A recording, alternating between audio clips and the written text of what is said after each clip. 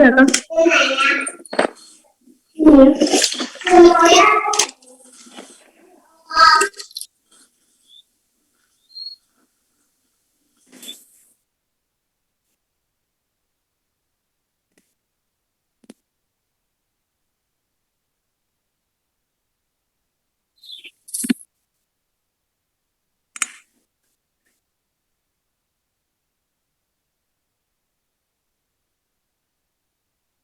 Hello. Hello. Hello everyone and welcome back. Dạ, chào mừng tất cả mọi người đã quay trở lại với lớp học của cô. I hope you have had a nice day this far. Tôi mong là hôm nay mọi người đã có một ngày thật là vui vẻ.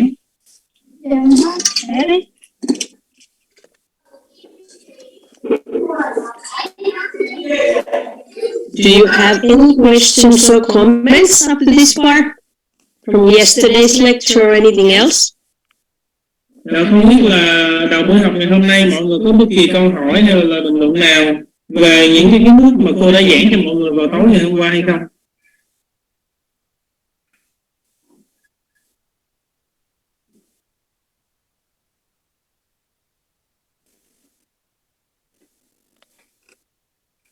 Mai được không?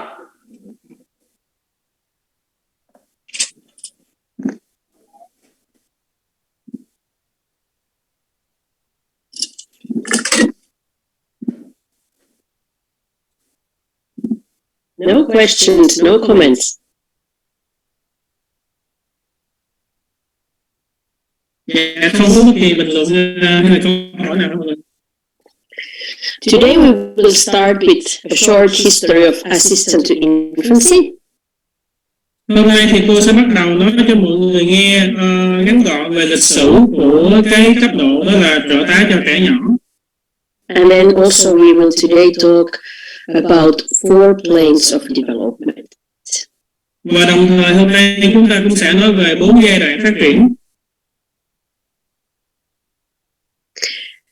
The 4 plane of development will be one of those theory papers that you need to do an essay. 4 giai đoạn phát triển là một trong những cái chủ đề cần phải làm bài luận lý thuyết và nộp cho cô. Are you ready to start? Mọi người đã sẵn sàng để bắt đầu chưa?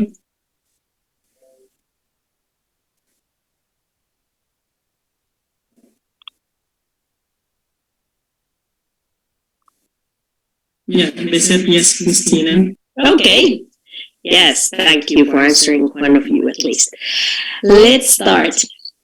So let's take a short peek the history of the assistant to infancy. Dạ, bây giờ chúng ta sẽ nhìn qua một cách nhanh chóng ngắn gọn về lịch sử của trợ tá cho trẻ nhỏ nha mọi người. Let's see. It's ready.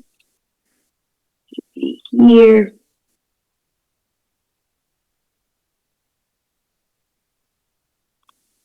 No. Just wants to give me the Zoom, not the lecture.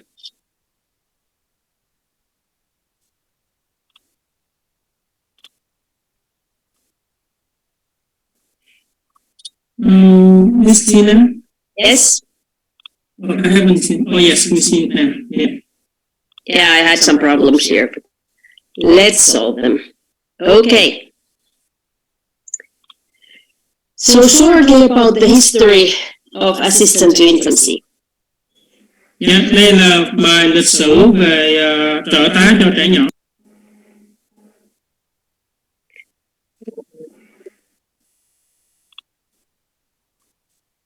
So as we all know, even though Maria Montessori did a lot of work and a lot of research, she didn't do all it by herself. Là như chúng ta cũng biết là bác sĩ Maria Montessori cho dù bà thực hiện rất là nhiều công việc và rất là nhiều nghiên cứu nhưng mà bà không thực hiện một mình. This lady, Adelaide Kostaknoki, was very much involved as Maria and her were designing a program for children under age of 3. Thì người phụ nữ mà mọi người đang thấy đây tên của bà là Adele Costa Nocchi. Bà đã cống hiến rất nhiều và dành rất là nhiều thời gian cùng với bác sĩ Maria Montessori để tạo ra cái chương trình, thiết kế chương trình học cho trẻ dưới 3 tuổi. So according to history, she was one of those ladies who started the Assistance to Infancy program. Thì theo lịch sử của chúng ta thì bà là một trong những bà Adele Costa Nocchi là một trong những người đầu tiên bắt đầu cái lớp trợ tá cho trẻ nhỏ. In a similar background than what Maria had, she was born in a very wealthy family in Italy. Dạ, thì là tương tự như là tiểu sử của bà Maria Montessori thì bà Nocchi đây cũng được sinh ra ở một gia đình rất là giàu có ở nước Ý. Her father was a lawyer and the family was owning a lot of lands in Italy. Ba của bà là luật sư và gia đình bà sở hữu rất là nhiều vùng đất ở nước Ý. She had 3 sisters and she went to school, so she was able to study. Bà có 3 người chị và bà cũng được đến trường nên là bà có khả năng được học tập. When she turned 26, she decided to leave home to continue her own study. Khi bà được 26 tuổi thì bà quyết định là rời khỏi gia đình của mình để tiếp tục con đường học vấn của mình. She was a young lady with a very strong personality and very frank speaker. Bà là một người phụ nữ trẻ có tính cách mạnh mẽ và là một người rất là bộc trực thẳng thắn. And in the same way as Maria Montessori, she grew up as a Catholic and she had strong beliefs, but still she was very open-minded. Như bác sĩ Maria Montessori, bà lớn lên với gia đình là theo đạo Thiên Chúa giáo. Bà có những cái niềm đức tin rất là mạnh mẽ nhưng cũng là một người có trí tuệ rất là cởi mở. She had very strong ideas that she wanted a different type of education what she had had. She wanted to have the education for children that is not based on fear. Bà cũng có một ý tưởng rằng là bà muốn tạo ra một nền giáo dục dành cho trẻ nhỏ khác với lại nền giáo dục mà bà đã được tiếp nhận. Bà không muốn nền giáo dục của bà mà trao cho trẻ nhỏ nó phải thông qua nỗi khiếp sợ.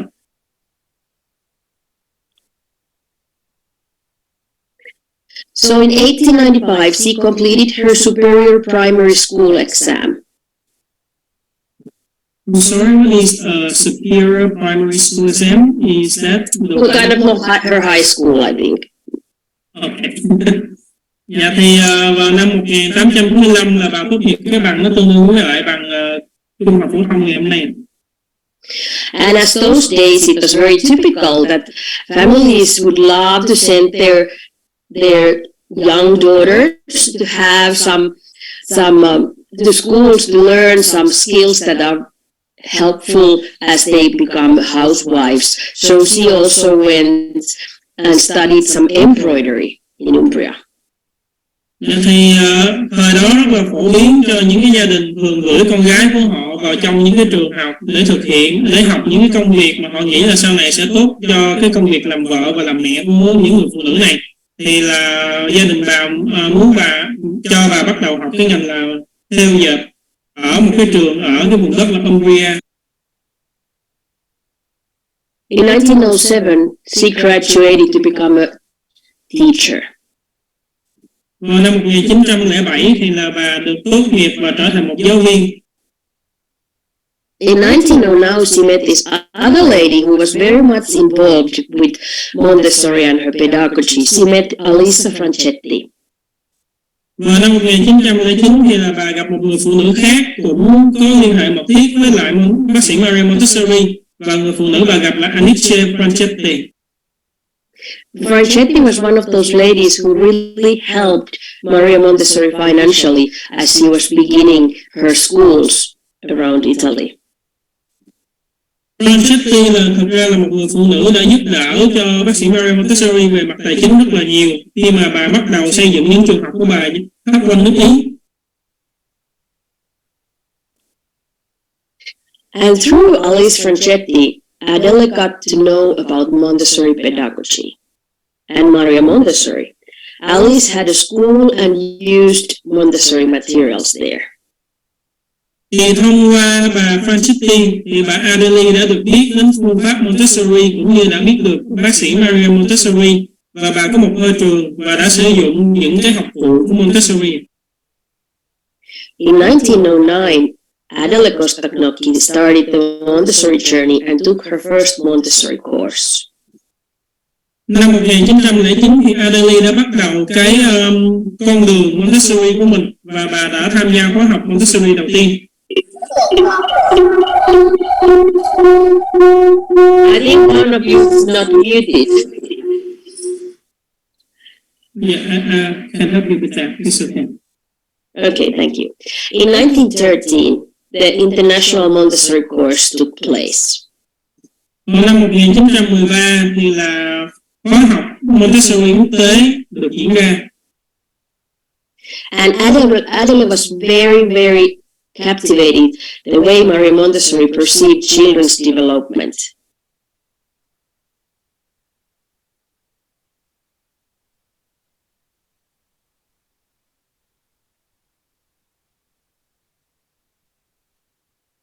I'm sorry, I mispressed the button. Và cô Annalie đã rất là thích cái cách mà bác sĩ Maria Montessori nhìn nhận về cái sự phát triển của trẻ nhỏ.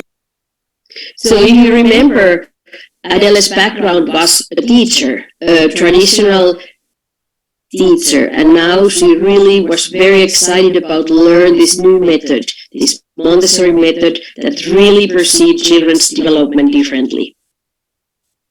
Thì mọi người nên nhớ hồi nãy giờ cô đã nói thì là cái tiểu sử của bà Adele này, bà là một người giáo viên theo phương pháp truyền thống, và bà rất là hào hứng và háo hức khi được học cái cách thấu hiểu mới về cái sự phát triển của trẻ mà bác sĩ Maria Montessori đưa ra.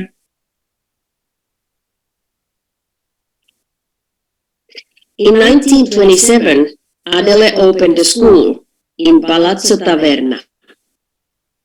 Năm 1927 thì bà Adele mở một ngôi trường ở Palazzo Taverna. And at the same time, she was working as a teacher in philosophy. Và đồng thời bà cũng là một giáo viên trong ngành triết lý học. And she opened an elementary program at the same year and started mixed age classrooms. Trong năm này bà cũng mở chương trình dành cho trẻ tiểu học, và bà bắt đầu những cái lớp học mà đa dạng độ tuổi. And soon she started to think that we are really taking these little children into our schools too late. We should take them earlier to work with us. Và lúc đó bà đã nghĩ rằng là chúng ta đang nhận những cái trẻ này vào trường mình quá trễ, chúng ta nên nhận những trẻ này và làm việc với những trẻ này sớm hơn. So then she decided that she will take children from 12 months up to her school.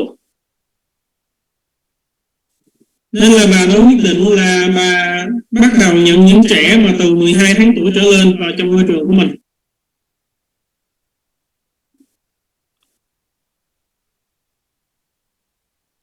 So first, as she was taking those young ones into her school, those little ones were put in the same classroom with 3 to 6 years olds. Lúc đầu khi mà bà nhận những trẻ nhỏ này vào trong trường của mình thì những trẻ nhỏ này được học chung lớp với những bạn từ 3 đến 6 tuổi. And Maria Montessori and Adele, they noticed that that's not the right environment for these little ones.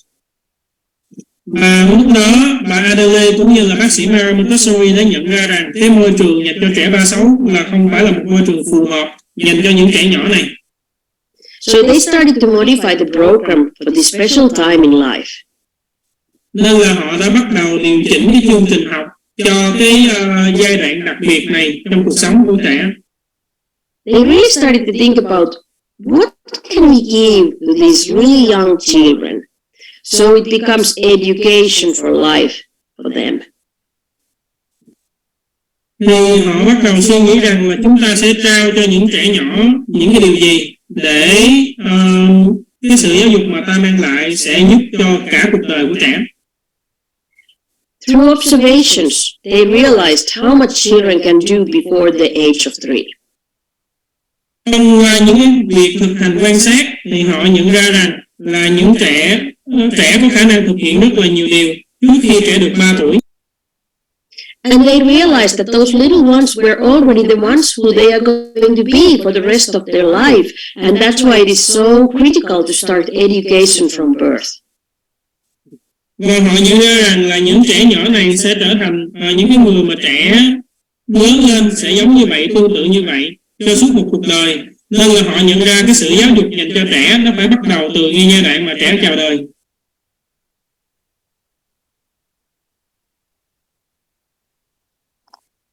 And Maria's son wrote, between birth and 3 years of age, the child has built almost everything that man possesses, the possibility of thinking and expressing himself intelligently, the possibility of directing himself, the possibility of recognizing and classifying things. This is after all the subtotal of what a man is. Yes. Dạ, ông Mario Montessori là con trai của bà Maria Montessori đã viết như sau, là giữa độ tuổi từ lúc trẻ chào đời cho đến khi trẻ được 3 tuổi, trẻ đã xây dựng gần như mọi thứ mà con người sở hữu. Đó là khả năng suy nghĩ và thể hiện trí tuệ của bản thân, khả năng định hướng cho bản thân, khả năng nhận biết và phân loại các sự vật. Đây gần như là toàn bộ những gì tạo thành một con người. If we think about back of those days, how something new this really was, because normally the little ones were taken care of at home until they were 3 and then they attended the schools. But now Maria Montessori and Adele Costanotti realized that we really should take these little ones to be able to work with us and give them the education for life from the beginning.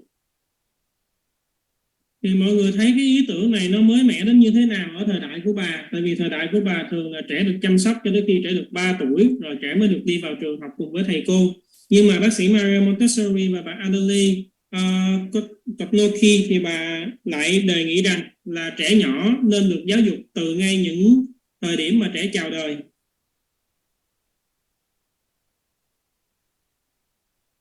Maria Montessori said in her book Absorbent Mind, if education is to give help to life, then education cannot start at 3 years of age. It must start when the child becomes into the world, and indeed before that. It should start when the child is conceived. Dạ, thì trong cuốn sách mà trí tuệ hấp thu của bác sĩ Maria Montessori, bà đã viết câu như sau: nếu như giáo dục là nhằm để hỗ trợ cho cuộc sống, thì giáo dục không thể bắt đầu khi trẻ được 3 tuổi. Nó phải bắt đầu từ khi mà trẻ đi đến thế giới này. Và dĩ nhiên là còn trước đó nữa. Nó nên được bắt đầu khi mà trẻ được thụ thai.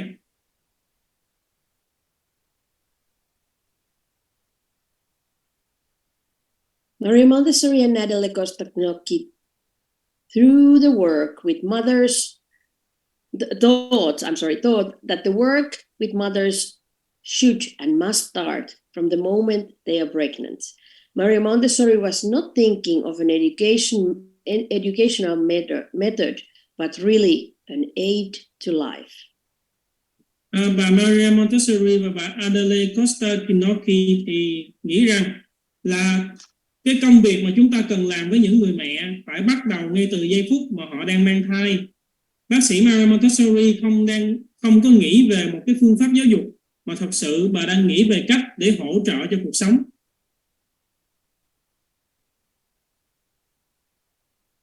Yes, Christine. In 1947, Adele opened the first assistant to infancy course in Italy. Vào năm 1947 thì cô Adele đã mở cái lớp trợ tá cho trẻ nhỏ đầu tiên ở đất nước Ý.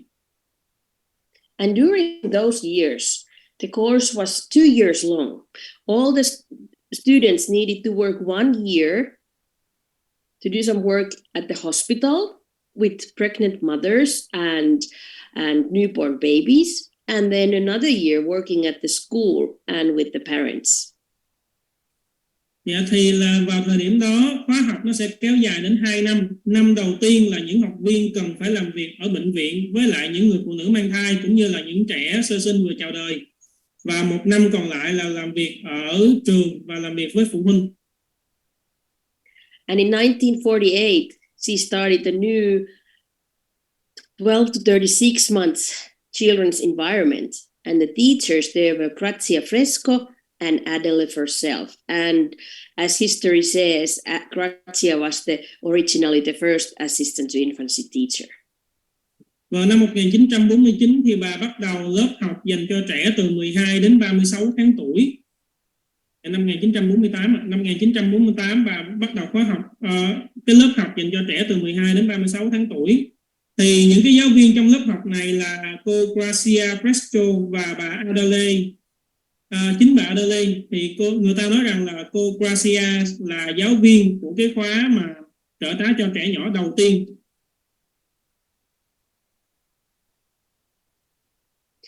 During those years, the training included lectures, so the students would acquire a deep understanding of human biological and anatomical development.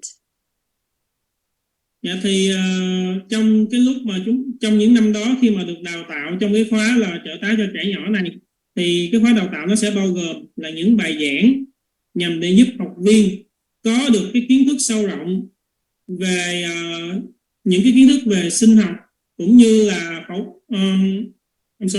sinh học và phẫu thuật cái hình thể của con người. It also gave all the students a really much hands-on experience in different institutions. Và đồng thời cũng cho những cái học viên này nhiều cái trải nghiệm trực tiếp ở những cái học viện khác nhau. The students needed to work in maternity clinics, so they had to spend 30 nights of working with mothers and newborn babies there. Học viên phải làm việc ở những phòng khám sản khoa. Thì ở đây là họ phải làm việc 30 đêm, làm việc với lại những người mẹ có thai và cũng như là làm việc với lại những trẻ vừa được sinh ra. Then they also worked in Adelaide school, giving advice to parents, observing children, and working with the children. Đồng thời họ phải làm việc ở trường của cô Adelaide để đưa ra lời khuyên cho các vị phụ huynh, quan sát trẻ và làm việc với trẻ. And in top of that, they also worked in orphanages and with abandoned children. Đồng thời họ cũng làm việc với lại những cái trại mồ côi để làm việc với những trẻ bị bỏ rơi này.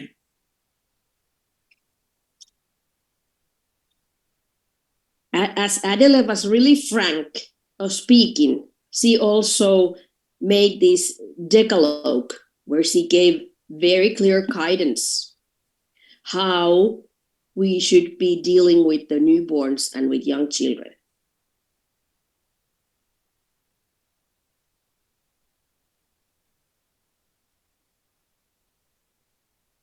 The Decalogue is something like commands. Yeah, the commands. Okay.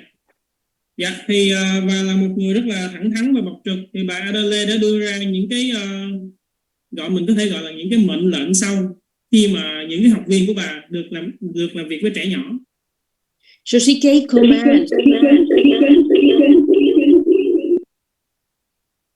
So she gave 15 different commands, which she thought were essential aspects that would guide adults to optionally care for the newborn and avoid boring an obstacle in the young one's development. Bà đưa ra 15 cái quy tắc mà những cái học viên này cần phải thực hiện nếu như họ muốn hỗ trợ cho sự phát triển của trẻ nhỏ cũng như là loại bỏ đi tất cả những cái trở ngại trong quá trình phát triển của những trẻ này. So she said, we need to deeply understand the needs of the newborn. Và bà nói rằng là chúng ta cần phải thấu hiểu thật là sâu sắc những cái nhu cầu của trẻ sơ sinh. and that the first few days of the life of child are the most important ones. Những ngày đầu tiên của cuộc đời của trẻ là những ngày quan trọng nhất. She also did put a lot of thoughts of how the child's environment will change when the child comes from the mother's womb to the outside world. Bà cũng đã suy nghĩ rất là nhiều và cũng đã nói rất là nhiều về những cái sự thay đổi trong môi trường của trẻ khi mà trẻ đi từ tử cung của mẹ ra thế giới bên ngoài. And we as adults, we need to aid the newborn in his process of adaptation to his new environment outside the womb. Và là người lớn chúng ta cần phải hỗ trợ cho cái quá trình thích nghi với lại cái môi trường mới của trẻ khi mà trẻ đi ra ngoài khỏi tử cung của mẹ. She also made very clear for the students and for the parents that the newborn babies need a lot of rest after the birth because they have been doing so much work as they are coming out of the mother's womb. Và bà cũng luôn nhấn mạnh rằng là trẻ sơ sinh cần phải được nghỉ ngơi rất là nhiều sau khi được chào đời, tại vì trẻ đã phải nỗ lực rất là nhiều, làm rất là nhiều cái công việc để trẻ có thể được sinh ra. She also pointed out how important is a prepared environment for the baby and the mother, and that the first few days the child, the newborn, should spend time in calm place with her mother. Thì bà cũng đã nhấn mạnh rằng là cái môi trường được chuẩn bị nó quan trọng như thế nào với trẻ, và trong những cái ngày đầu tiên là trẻ cần được ở trong một cái môi trường thật sự yên tĩnh với mẹ của mình. She was very strict about nothing can substitute the mother. The mother is the most important person for the newborn baby. Và bà rất là khắt khe và rất là nhấn mạnh khi nhắc cái điều này là không gì có thể thay thế được người mẹ. Người mẹ là người cực kỳ quan trọng đối với lại những trẻ sơ sinh. And even already those days, she saw the importance of breastfeeding, that the breastfeeding is the best kind of nutrition for a newborn, which also supports the formation of strong emotional bond between the mother and her child. Và đồng thời là ngay từ cái thời đại đó bà đã nhận ra được rằng là sữa mẹ là mẹ tốt nhất dành cho trẻ sơ sinh, và đồng thời khi mà cho trẻ bú mẹ như vậy sẽ hỗ trợ hình thành cái mối liên kết tình cảm mạnh mẽ giữa người mẹ và giữa trẻ. She also put a lot of effort and helped the parents to understand that crying is the newborn's way of communication, to express his need, both physical as well as psychological needs. Và bà cũng đã dành rất là nhiều nỗ lực để cho phụ huynh có thể hiểu rằng khóc là cái phương thức giao tiếp của những trẻ sơ sinh để có thể thể hiện những cái nhu cầu về mặt thể chất cũng như là mặt tinh thần của trẻ. She also was very concerned and dressed it very well out that babies are extremely perceived to the way the adults handles them and interacts with them. Và bà cũng rất là lo lắng cũng như đã nhắc nhở rất là nhiều là trẻ có cái nhận thức rất là mạnh mẽ về những cái cách mà người lớn sẽ đối xử cũng như là tương tác với trẻ.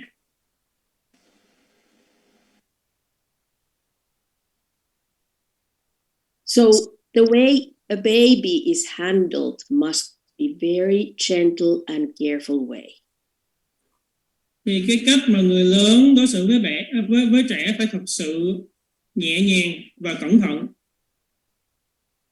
She also put a lot of effort to really find out and inform the parents that it is important to use natural and soft fibers for the baby's first clothes. Và bà cũng đã nghiên cứu rất nhiều và đồng thời cũng dặn dò những người phụ huynh rằng là họ cần phải sử dụng những loại vải tự nhiên cũng như là thật là mềm để tạo ra quần áo cho những trẻ sơ sinh này. And as she saw the importance of prepared environment, she said the baby must be stimulating by his environment. Và khi nhận ra cái tầm quan trọng của môi trường được chuẩn bị, bà đã nói rằng trẻ phải được kích thích bởi chính môi trường của trẻ. So the stimulation that comes from the prepared environment must match the baby's age and physical and psychological development. Và những cái sự kích thích từ môi trường mà ta trao cho trẻ nó phải phù hợp với lại độ tuổi của trẻ, cũng như là phù hợp với sự phát triển về thể chất và tâm lý của trẻ. And the adult must meet the needs and interests of the child as they arise. Và người lớn phải thỏa mãn được những nhu cầu cũng như là sự hứng thú của trẻ khi mà trẻ lớn lên. So if we think about these commands that she was giving, that is really the base. It is the foundation for today's assistant to infancy training for 0 to 3. Nên là khi mà chúng ta nghĩ về những cái quy tắc mà bà đã đưa ra này, thì thật sự những quy tắc này chính là cái nền tảng cho các cái khóa học mà trợ tá cho trẻ nhỏ mà chúng ta đang thực hiện ngày hôm nay.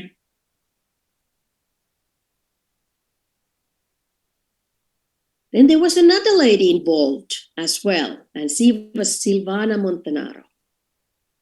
Và tiếp theo là cũng có một người phụ nữ khác tham gia vào cái quá trình này, bà tên là Silvana Montanaro.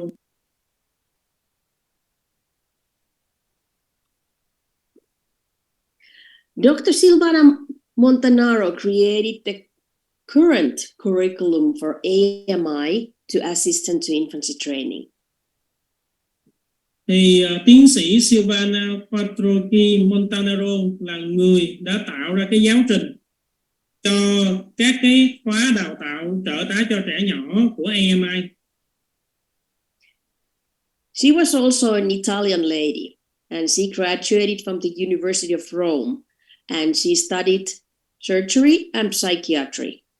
And it was in late 1950s that she became involved in Montessori pedagogy.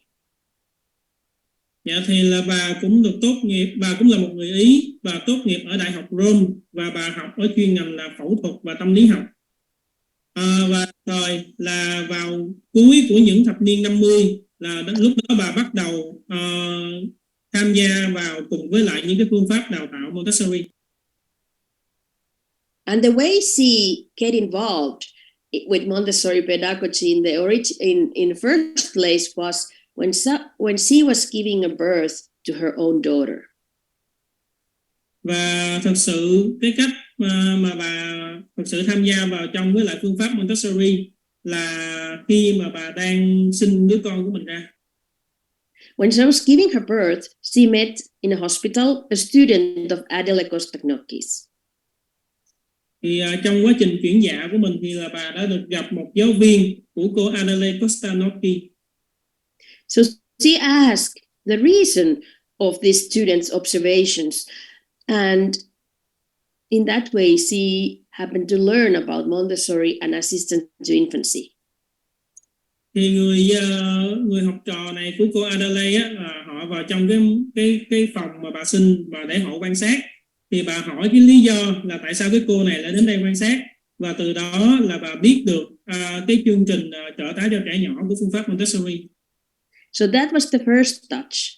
But then when her daughter turned 2 and she was looking for a school to her daughter, she visited a Montessori school. And in that time, she fell in love with Montessori method. Thì câu chuyện ở phòng sinh là câu chuyện, nó là cái bước đầu tiên mà bà biết được về Montessori.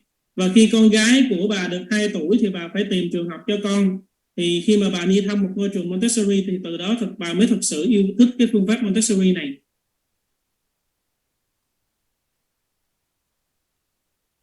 So she decided to take the training as herself, and she graduated from the training in 1957. Lúc đó là bà quyết định tự mình tham gia vào trong khóa đào tạo trợ tá cho trẻ nhỏ, và bà tốt nghiệp vào năm 1957. And as she was a doctor, she was invited to give lectures on those courses. She lectures on obstetrics, hygiene, anatomy, physiology, and nutrition. And she started to give those lectures in many courses around the world, in United States, in Italy, in different parts of Europe, and so on.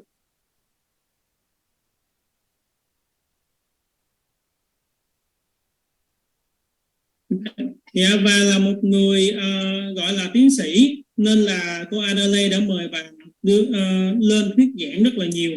Trong cái khóa học này thì bà đã thuyết giảng về quá trình sinh sản, về vệ sinh, về giải phẫu học và về dinh dưỡng. Thì là bà đã giảng ở rất là nhiều đất nước, như là giảng bài ở đất nước Hoa Kỳ và nước Ý. Yes, yes. Thank you.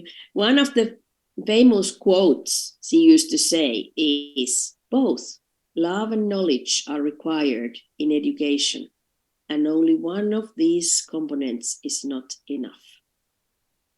Và một trong những câu nói nổi tiếng nhất của tiến sĩ Sivana là cần phải có cả tình yêu thương và kiến thức trong giáo dục. Nếu như chỉ có một trong hai cái điều kiện này thì không đủ.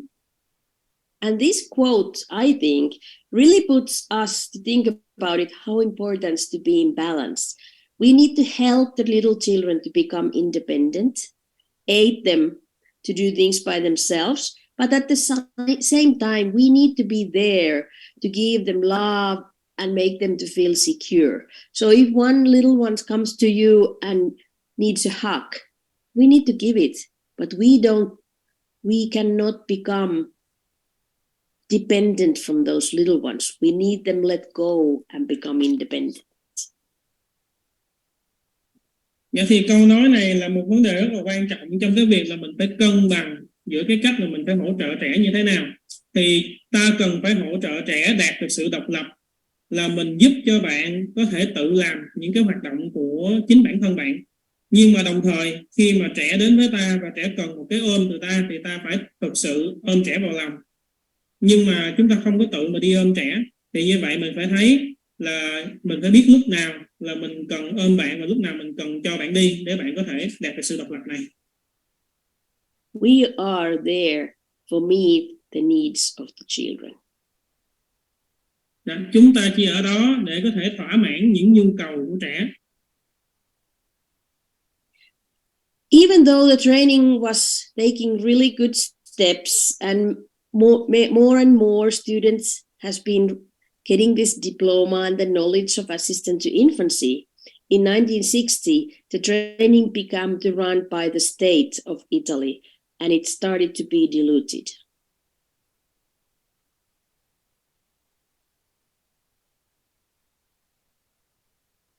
Thực sự là cho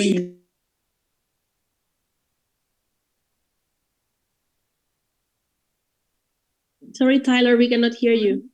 I'm sorry, I have to turn up the mic for a minute. Okay. Rồi mặc dù là đã có rất là nhiều cái khóa học đã được tổ chức và có rất là nhiều cái học sinh đã tham gia khóa học trợ tá cho trẻ nhỏ này, cũng như là đã có nhiều kiến thức được truyền dạy, nhưng mà từ năm 1960 thì cái khóa đào tạo này nó bắt đầu được điều hành bởi cái nhà nước là nước Ý, và bắt đầu nó đã trở nên mai một đi.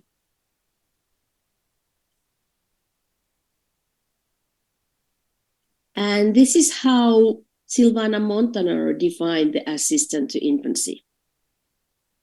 Thì đây là cách mà tiến sĩ Silvana Montanaro định nghĩa trợ tá cho trẻ nhỏ là gì?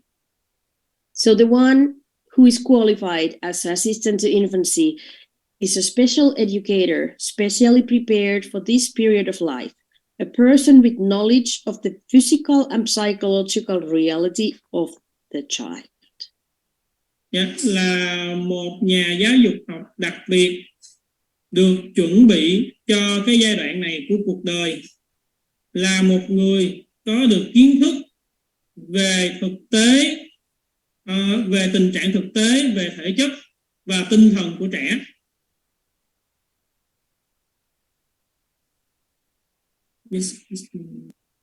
So in 1961, Adelaide opened Centro Nesita Montessori So it's a center to help parents to know more about the child's development and how to set up a home environment. Vậy thì năm 1961 thì là bà Adelaide đã mở một cái trung tâm gọi là Centro Nazista Montessori. Thì cái trung tâm này hỗ trợ cho phụ huynh biết thêm về sự phát triển của trẻ cũng như là cách mà họ có thể sắp xếp cái môi trường ở nhà của họ. And in that center, she also gave lectures for parents about pregnancy, birth, and the symbiotic period, which is the first 8 weeks after when the baby is born. Đồng thời ở cùng cái giai đoạn này thì bà cũng cho những người phụ huynh biết được những cái kiến thức về giai đoạn mang thai, chào đời và giai đoạn cộng sinh. Thì giai đoạn cộng sinh là 8 tuần đầu tiên trong cái quá trình thai kỳ. It was a place to support families with newborn children. Đây là nơi hỗ trợ cho những gia đình mà có những trẻ sơ sinh. It was also a good resource place. It was a place where the parents could find trained nannies and babysitters for their children and to come to help them to do some homework and help them to live their life with their little ones at home. Thì đây cũng là nơi trao cho ba mẹ cái nguồn lực. Nguồn lực ở đây là những cái người giữ trẻ hoặc là những cái cô y tá đã được thông qua đào tạo rồi. Thì những cái người này họ sẽ đến nhà với phụ huynh, họ trao kiến thức cho phụ huynh để hỗ trợ phụ huynh về cái vấn đề bài tập của phụ huynh, cũng như là chỉ cho phụ huynh cách mà mình có thể sống với con của mình. So at the same time, it was a good place for these young assistant to infancy trained ladies to find a work with the families. Và đồng thời đây cũng là trung tâm tìm kiếm việc làm cho những bạn nữ trẻ mà đã qua cái quá trình đào tạo của các cái khóa mà trợ tá cho trẻ nhỏ.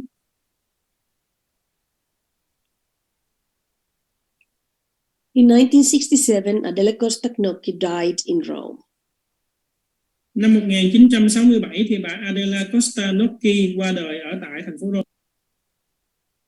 But the Montessori Center, the Montessori Birth Center, is still keeping its origins in the philosophy.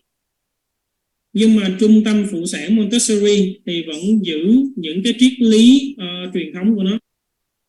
They really still pay attention, are conscious of high quality care for the infants. Thật sự là họ chú trọng vào cái việc nhận thức và đưa ra những cái sự chăm sóc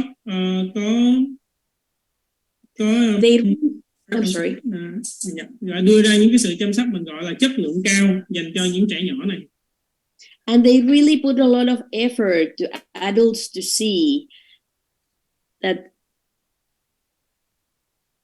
the young child age 0 to 3 is following the child's inner directors. Và đồng thời họ đã dành ra rất là nhiều cái sự nỗ lực để cho phụ huynh thấy được rằng là trẻ nhỏ ở độ tuổi từ 0 đến 3 sẽ đi theo những cái thôi thúc nội tại của trẻ. And that's why they thought that training the parents, to giving parenting classes for parents before the child is born was so important.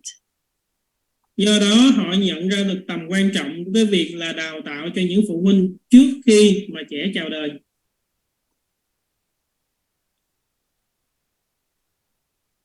So back to Silvana Montanaro. In 1979, Silvana was invited to speak in the 19th AMI Congress in Amsterdam. Thì bây giờ mình quay trở lại với lại tiến sĩ Silvana Montanaro. Thì vào năm 1979 thì tiến sĩ Silvana được mời để phát biểu ở hội nghị AMI lần thứ 19 ở Amsterdam. And in 1980, the first AMI Assistant to Infancy course was established in Italy. Vào năm 1980 thì là cái khóa học trợ tá cho trẻ nhỏ do AMI tổ chức đầu tiên được thành lập ở nước Ý. And in 1983, those courses started to spread all over, like in Mexico, United States, and throughout the world. Vào năm 1983 thì là lúc này những cái khóa học này nó được trải dài trên khắp thế giới. Nó bắt đầu ở nước Mexico, ở Hoa Kỳ và trên khắp thế giới. So Silvana was doing extensive work in hospitals, schools, and she was an AMI trainer. And she worked persistently to further development and refine the AMI assistant to infancy training. Nên là tiến sĩ Silvana đã làm việc rất là nhiều trong bệnh viện, ở trường học, cũng như là một giảng viên AMI. Thì bà đã làm việc không ngừng nghỉ để có thể phát triển thêm, cũng như là tinh chỉnh cái khóa học trợ tá cho trẻ nhỏ của AMI. And she developed a lot of materials among with those students that she had in the first course in 1980 with her. Và đồng thời là bà cũng đã phát triển rất là nhiều loại học cụ cùng với lại những cái học sinh mà bà có trong khóa học trợ tá cho trẻ nhỏ đầu tiên vào năm 1980. For example, AMI trainers Judy O'Ryan and Mary Haddon were both on that course, and also a Montessori teacher called Mary Reinhardt.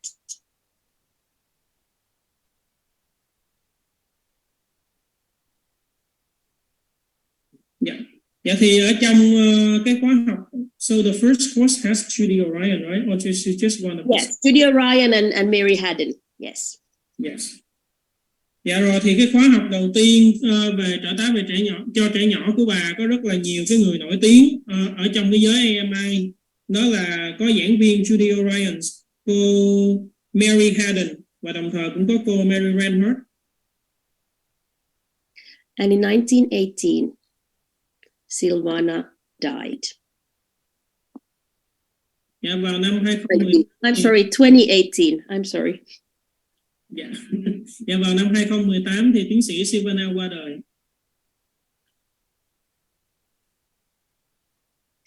And AMI offers this assistant to infancy training nowadays all around the world. Hiện tại thì là Hiệp hội AMI đã đưa ra những cái khóa học trợ tá cho trẻ nhỏ trên khắp thế giới.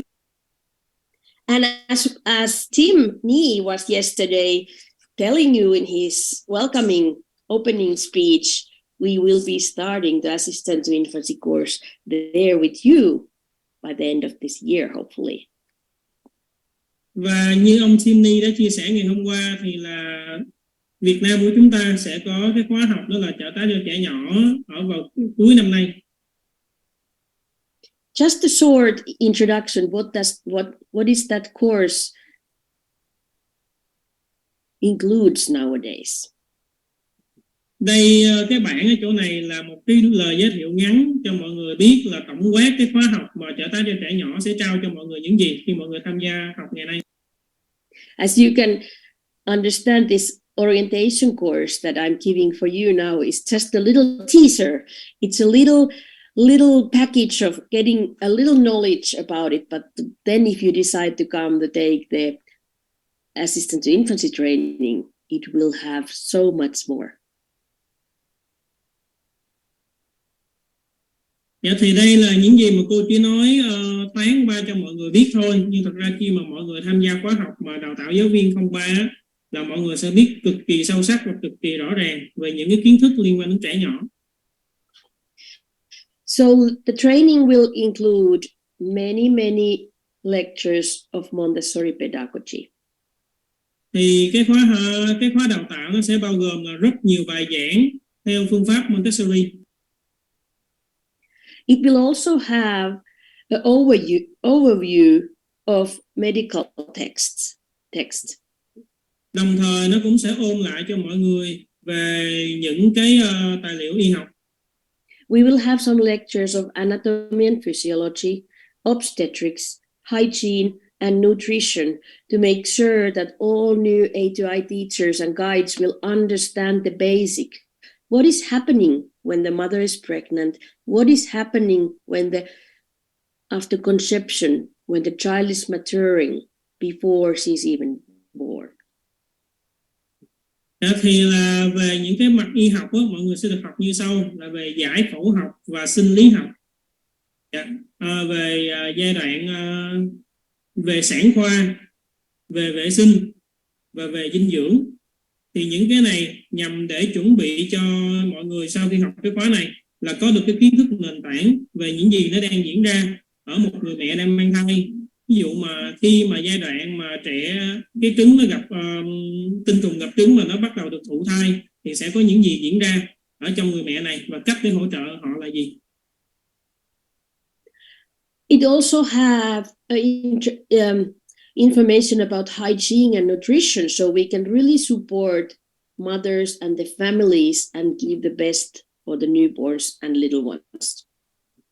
Đồng thời những cái kiến thức về vệ sinh và dinh dưỡng cũng giúp đỡ rất là nhiều cho những cái gia đình cũng như là những người mẹ đang mang thai và hỗ trợ rất nhiều cho những trẻ sơ sinh.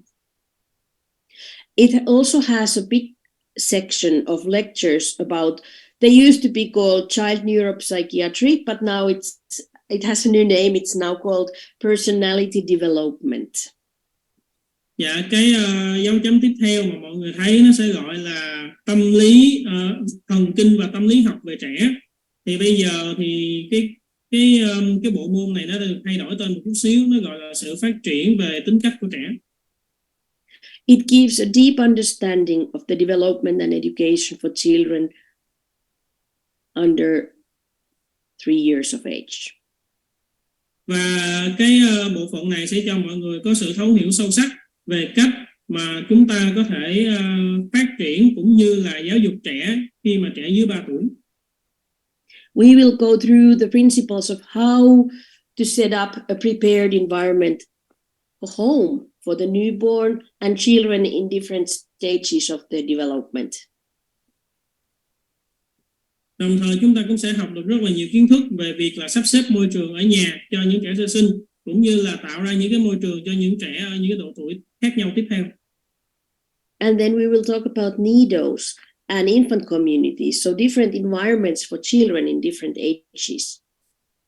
Đồng thời chúng ta cũng sẽ nói về tổ ấm và cộng đồng trẻ nhỏ, đó là những cái môi trường mà dành cho những trẻ ở những độ tuổi khác nhau trong lúc trẻ được 0 đến 3 tuổi này. And all the students will do a lot, 250 hours of observation. They will be observing children under age of 3. Và tất cả những bạn mà tham gia khóa đào tạo 03 sẽ phải thực hiện rất là nhiều thực hành quan sát. Bạn phải quan sát 250 giờ những trẻ dưới 3 tuổi. All of our students also could go and do the practicum and practice the work with children in different communities. Dạ, thì đồng thời là chúng ta cũng được đi thực hành giảng dạy hay là chúng ta được đi thực hành với lại trẻ hay là cộng đồng của những trẻ nhỏ này. And the course also includes a lot of material making. We want to guide our students so that they will guide the parents and teachers and schools how to make and get the benefit for the children to support their own development. Và đồng thời là chúng ta phải làm rất là nhiều cái học phụ. Thì cái quá trình này nhằm để hỗ trợ cho những cái học viên mà sau khi đã học khóa này có thể dẫn dắt, hướng dẫn phụ huynh cũng như là hướng dẫn những thầy cô khác trong trường của mình tạo ra những cái vật mà thật sự có thể đem lại lợi ích cho trẻ ở giai đoạn này. So thank you. That was a short introduction of the assistance to infancy for you. Dạ thì cảm ơn mọi người. Đó là cái mọi người cùng đã xem qua một cái lịch sử ngắn gọn về cái khóa học là trợ tá cho trẻ nhỏ. Do you have any ideas, any thoughts or any questions you would like to make? Không biết mọi người có bất kỳ cái ý tưởng, suy nghĩ hay là cái câu hỏi nào muốn dành cho cô hay không?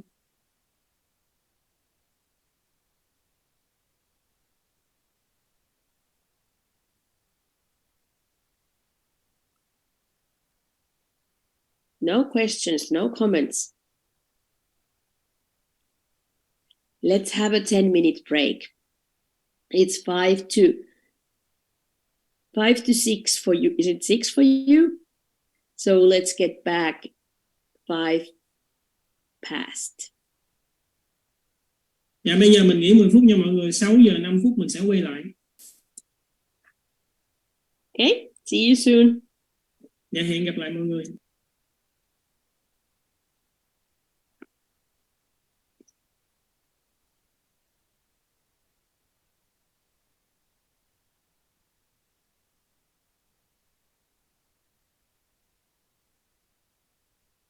later tonight. Yeah, I think But that. But I don't know how can I now, because we don't have the canvas in use yet. I don't know how can I give it to the students. They will need it as they work with it. You can send straight for the office, or you can send to me. May I ask the students here one question to verify that they have a group chat together, so they can send into the group chat and everyone can download that? Yeah, if there is a place where they can download, or maybe the office can send it to their emails, that would be also one option. Yes. Dạ rồi mọi người ơi, khi mà mọi người học ở đây không biết là bên trung tâm có tạo một cái Zalo để gom tên của tất cả mọi người vào trong chung cái Zalo đó hay không?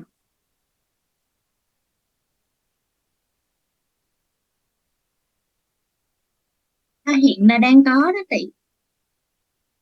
Dạ rồi thì cô định nói với em là có cái tài liệu nào đó cô gửi, hiện tại là mọi người chưa có vô Canvas được, nên là cái tài liệu đó là em sẽ nói là gửi cho trung tâm, xong rồi trung tâm sẽ gửi vào trong cái nhóm Zalo chung cho mọi người luôn. Thì nếu như mà cái file đó nó có cái file dịch tương tự thì em nghĩ cho trung tâm sẽ gửi kèm với cái đó cho mọi người đọc cái tài liệu. They have a group chat with all the students together, so you just need to you just need to send the things that you want all the students to see for the office. Just will send for all the students. So the office has it because they have translated.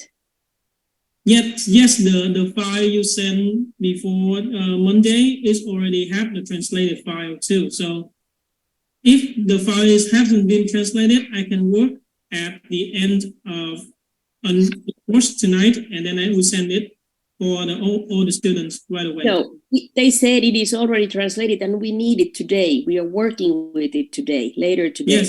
Yes, they can send it for all the students. You don't need to worry about that. They can send. Great. I will let you know when we need it, and then somebody can send it. Is that okay? Yes, thank you. Can I send it? Can I tell it to you, or who should I tell it? You can tell it straight to me, and then I will translate the topic, the titles. It is translated. It is translated. I know, but I will say the translated titles, for example, what it is in Vietnamese, and they can look for it and they can send it for all the students. It is the Absorbent Mind Chapter 3, the period of growth. Dạ rồi chị Trang ơi, cô nói là cô một chút nữa cô sẽ cần cái tài liệu là trí tuệ thẩm thấu hoặc trí tuệ hấp thu chương 3. Sự phát triển tối đa đó, chị tìm ra được cái đó này hồi chị gửi cho tất cả mọi người cùng đọc như chị. Hiện tại file này là đang có sẵn ở trên group rồi đó tỷ, cứ nói cô an tâm nha. Yeah, you don't have to be worried about that. They have access to that file. Yeah, they do. Yeah. Good. So, but we don't need it yet. I don't want them to have it yet. We need it later. Yes. Yeah. Okay. And the next thing is the guidelines for essays, and that should be there as well for them. Yeah, và cái file tiếp theo là cái file chút nữa cô sẽ cần, đó là cái file mà hướng dẫn để làm bài luận như chị.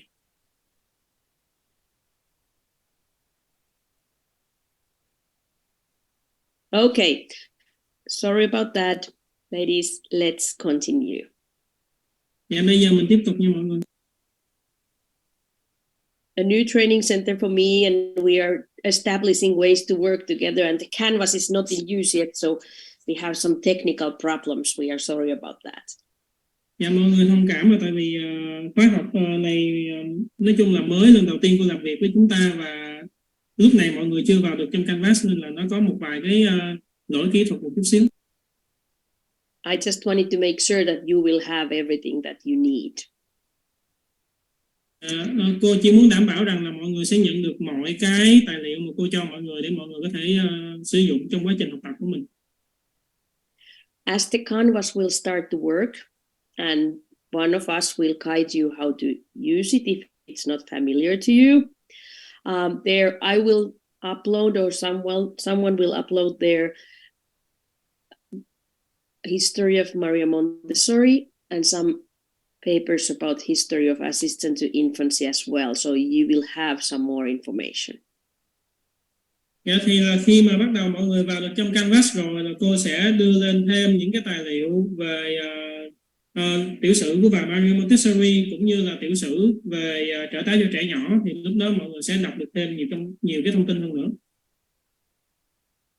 Okay.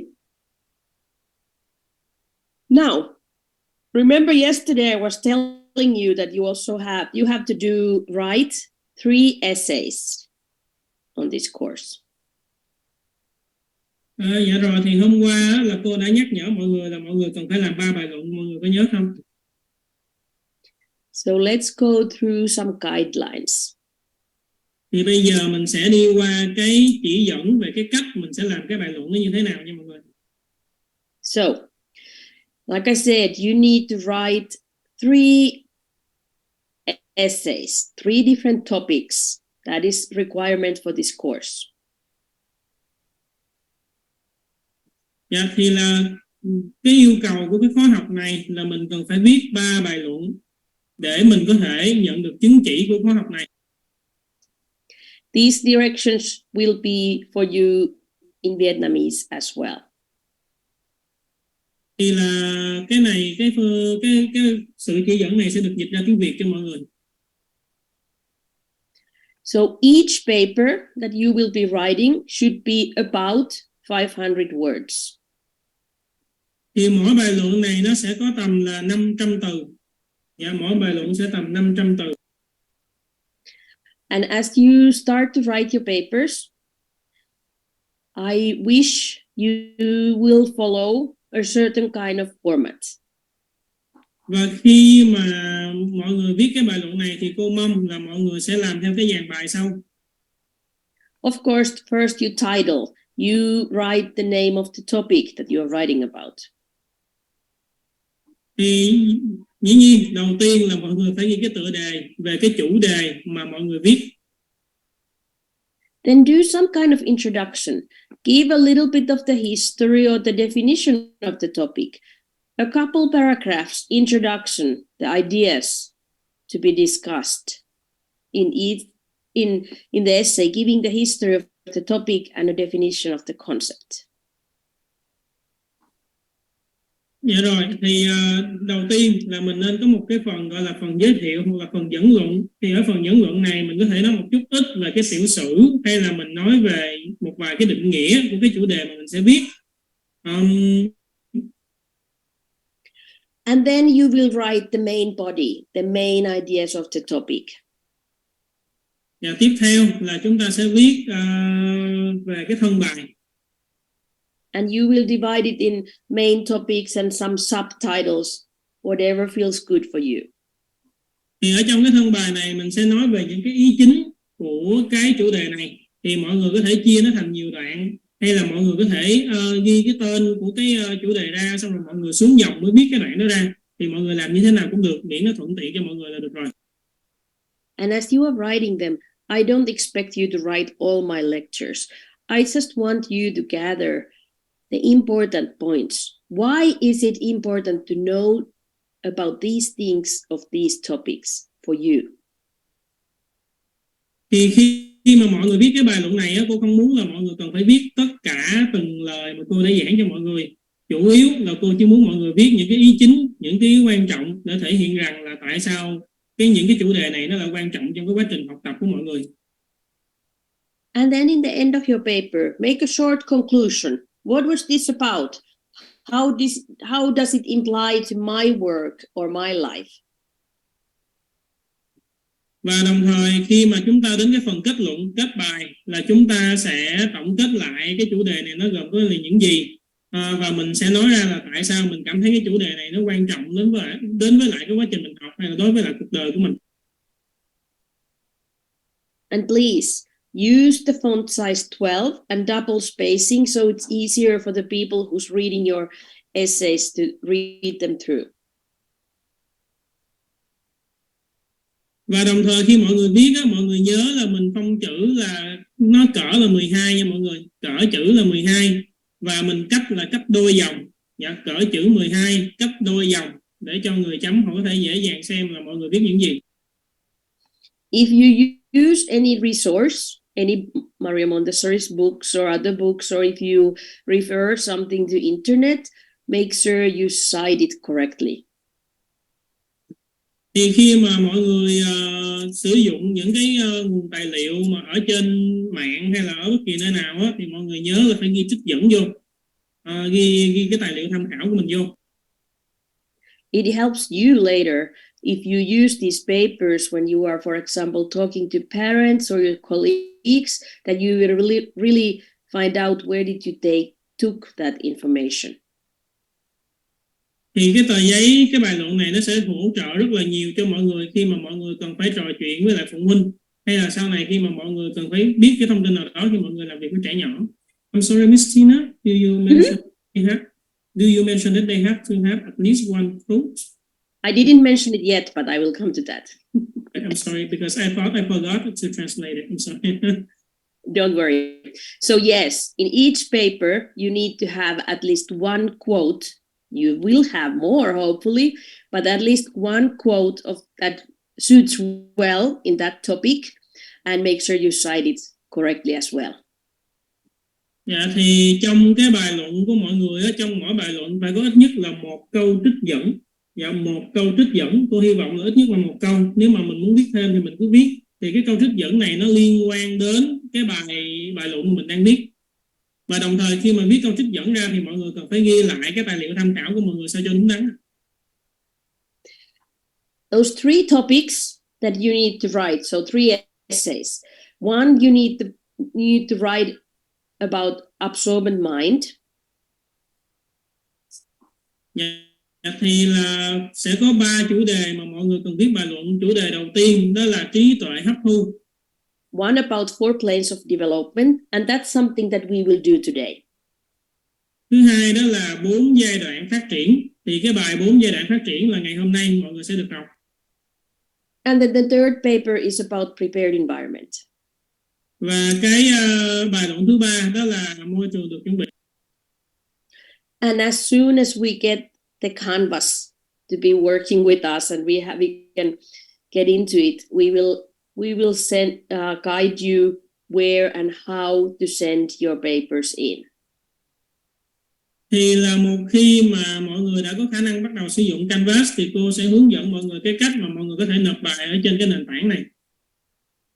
Because this course is very tight and we have so much to do, the schedule is also very tight. So you already have to turn first 2 papers in by Sunday and then the third paper by next week's Wednesday. Tại vì là cái khóa học của mình ngắn hạn và mình có rất là nhiều kiến thức mình cần phải học, nên là 2 cái bài luận đầu tiên thì mọi người cần phải nộp nó vào ngày Chủ nhật là ngày 12 tháng 11 năm 2022. Và bài luận thứ 3 là mọi người cần phải nộp vào ngày thứ Tư của tuần sau, vào ngày thứ Tư là ngày 16 tháng 11 năm 2022. But as we know, you all are working long days and then you are coming to take this course, so all your nights are full.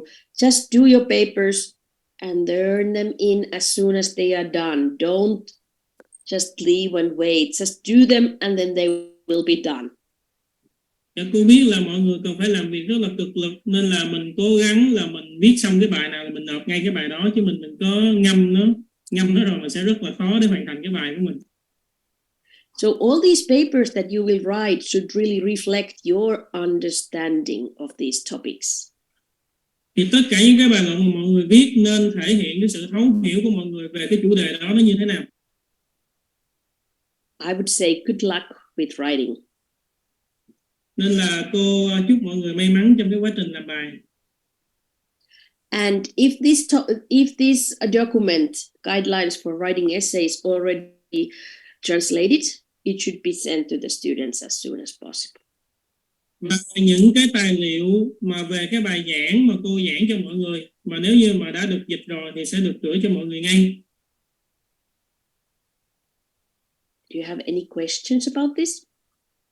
Dạ, mọi người có bất kỳ câu hỏi nào về cái việc mà viết bài của mình hay không? Everyone looks so serious. Mọi người nhìn có vẻ nghiêm trọng quá. Any questions, any thoughts about the essays? Yeah, Miss Đỗ Thanh Loan raised her hand. Please. Em ơi, em hỏi cô giúp chị là cái việc mà dịch bọn chị vẫn làm là bằng tiếng Việt đúng không? Tiếng Việt Yeah, hay là chuyển sang tiếng Anh luôn? they want to write an essay in Vietnamese. Yeah. You can write it in English, but it's okay to write it in Vietnamese. We will have readers who will read them. I'm sorry, I cannot, but yes, they will be read. Dạ thì mọi người đừng có lo lắng về là mọi người cứ việc viết bằng tiếng Việt chứ không có bắt buộc mọi người viết bằng tiếng Anh, tại vì sẽ có những cái người chấm bài cho mọi người thì họ là người Việt, họ có thể đọc được. Ok, em cảm ơn em.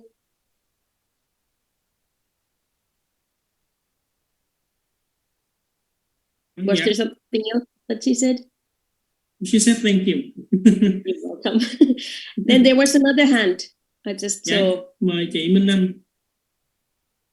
Please.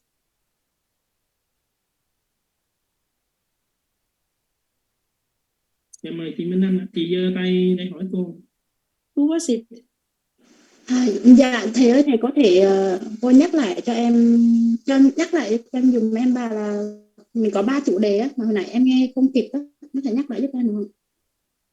They want to mention again 3 topics that they have to write. May I remind them about the 3 topics? Yes, please. Dạ, đầu tiên là trí tuệ hấp thu. Dạ, trí tuệ hấp thu. Cái thứ hai là 4 giai đoạn phát triển. 4 giai đoạn phát triển. So the third one is the prepare environment, right? Yes. Dạ, cái thứ ba là môi trường được chuẩn bị. Dạ, chuẩn bị. And I promise to remind you every time before I give the lecture. Dạ, và cô hứa là cô sẽ luôn nhắc nhở mọi người trước khi mà cô giảng cái bài giảng cho mọi người, nên là mọi người đừng có lo. And you will get that guideline translated in Vietnamese. As soon as it is done, you will get it. Dạ, ngay sau cái buổi học này thì là mọi người sẽ nhận được cái file dịch ra sẵn cho mọi người về cái hướng dẫn làm bài luận bằng tiếng Việt, nên là mọi người cũng đừng có quá lo lắng.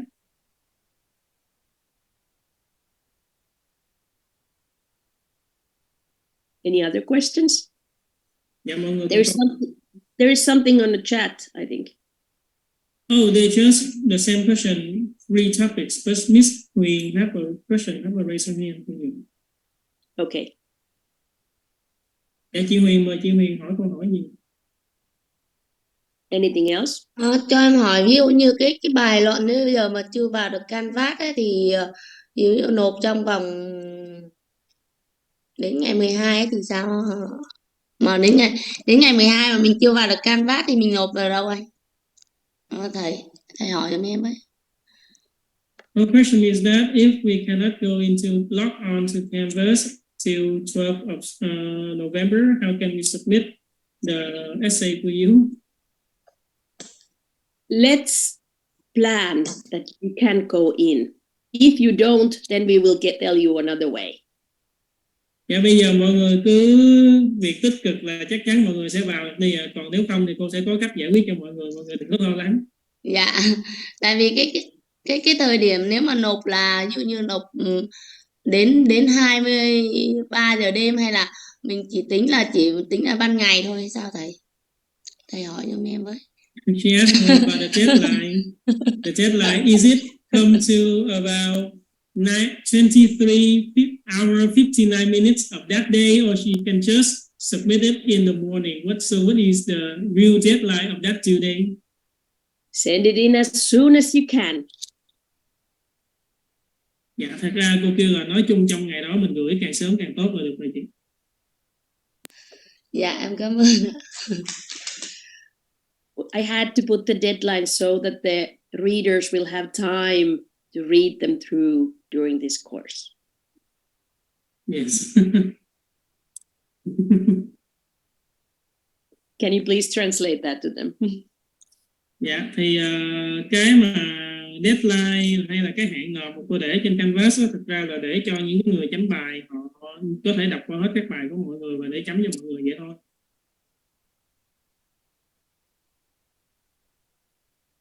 And don't take stress about them. You will all do just fine. Nói chung là mọi người đừng có mà mình căng thẳng quá về cái việc là mình phải nghe tới chữ bài luận rồi mình căng thẳng. Tất cả mọi người chắc chắn sẽ làm tốt thôi.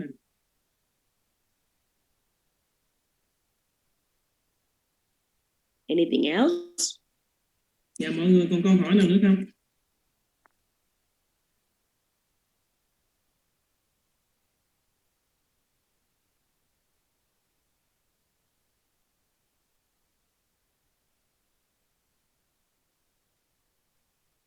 No other questions? If they occur, please let me know. Dạ thì bây giờ nếu như không còn câu hỏi nào hết, nhưng nếu mọi người họ có nghĩ ra câu hỏi nào thì có thể hỏi cô và cô sẽ trả lời cho mọi người. Okay? So now we will start the first topic that you have to write the essay, and that will be the 4 planes of development. Bây giờ mình sẽ đến cái chủ đề đầu tiên mà nó là chủ đề mọi người cần phải viết bài luận. Chủ đề này gọi là 4 giai đoạn phát triển. 4 giai đoạn phát triển. We will do the lecture, and then later today you will have discussion groups. You will read some Maria Montessori's text about it, so you will find out more knowledge about it, so you have a good base to write your essay. Thì đầu tiên nhất là cô sẽ giảng bài cho mọi người. Sau đó chúng ta sẽ được chia thành nhóm để chúng ta thảo luận. Đồng thời lúc đó chúng ta sẽ có một vài cái tài liệu của bà bác sĩ Maria Montessori để mọi người đọc thêm, hiểu thêm và có thể hỗ trợ mọi người trong quá trình viết bài luận của mình. So let's do the lecture first, and then later we will have reading time and group discussions about the same topic. Và bây giờ thì chúng ta sẽ đến phần bài giảng của cô trước nha mọi người. Sau đó sẽ đến là phần đọc tài liệu và cuối cùng là thảo luận nhóm. Are you ready? Dạ, mọi người sẵn sàng chưa? Yes, thank you. Okay, let me try this. Share the screen with you again.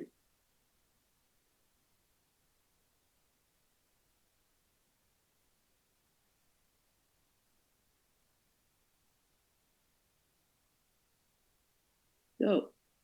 So let's talk about 4 planes of development today. Và hôm nay chúng ta sẽ nói về 4 giai đoạn phát triển. This topic is one of so-called 4 big theories that has been given in every single Montessori course, I think, because that's one of the basic lectures that will affect to each child. Dạ rồi, thì cái chủ đề mà 4 giai đoạn phát triển này á, nó nằm là một trong 4 cái trụ cột lý thuyết mà mọi người khi tham gia vào bất kỳ cái khóa học Montessori nào thì họ cũng sẽ giảng cho mọi người nghe về cái chủ đề này. Thì cái chủ đề này cũng sẽ hỗ trợ mọi người rất là nhiều, cũng như mọi người cần biết làm những gì để ảnh hưởng đến trẻ ở những cái giai đoạn tuổi khác nhau.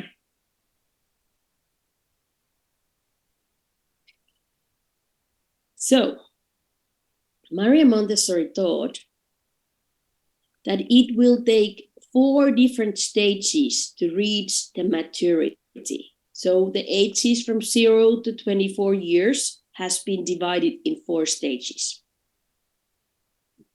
Thì bác sĩ Maria Montessori nói rằng là sẽ phải trải qua 4 giai đoạn để ta chạm đến sự trưởng thành. Trải qua 4 giai đoạn để chạm đến sự trưởng thành. Có nghĩa rằng là độ tuổi từ 0 đến 24 tuổi sẽ được chia thành 4 giai đoạn khác nhau. Each stage is successive and has different characteristics, both physical and non-physical characteristics. Successive mean that you have to earn it, right? It's like it's building up. Yes, I understand. Yeah. Rồi, mỗi giai đoạn phải được xây dựng và có những đặc điểm khác nhau.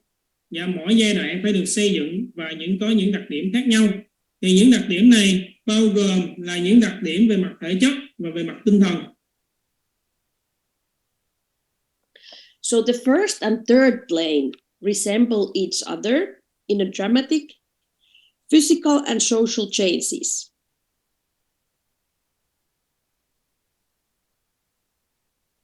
Dạ, thì giai đoạn thứ nhất và giai đoạn thứ ba là tương tự nhau.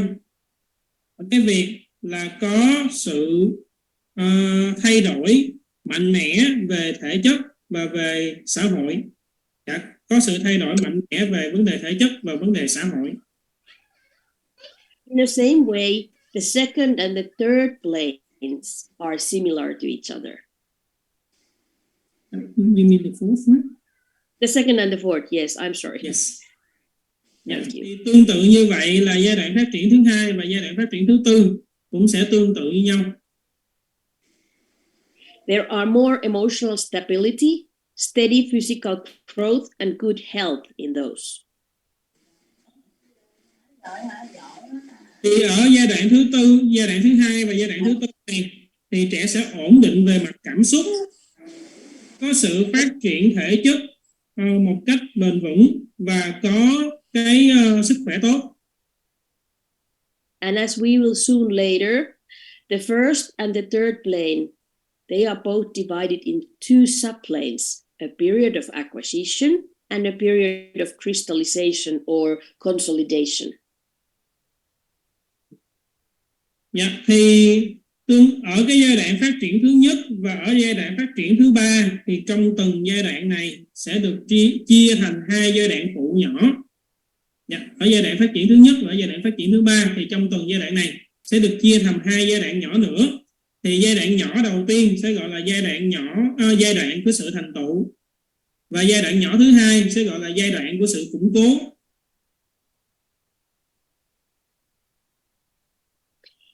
There are some characteristics in all four planes. Dạ, thì bây giờ mình sẽ đến đặc điểm của cả 4 giai đoạn phát triển này. So as I said, Dr. Maria Montessori identified 4 different stages of development that are needed to research the maturity. So from birth to 24 years. Thì như cô đã nói là từ 0 đến 24 tuổi thì trẻ cần phải trải qua 4 giai đoạn để có thể đạt đến sự trưởng thành. They are all universal. Every child has them in whatever corner of the world they will be. Cái đặc điểm đầu tiên đó là tính phổ quát hoặc là tính toàn cầu.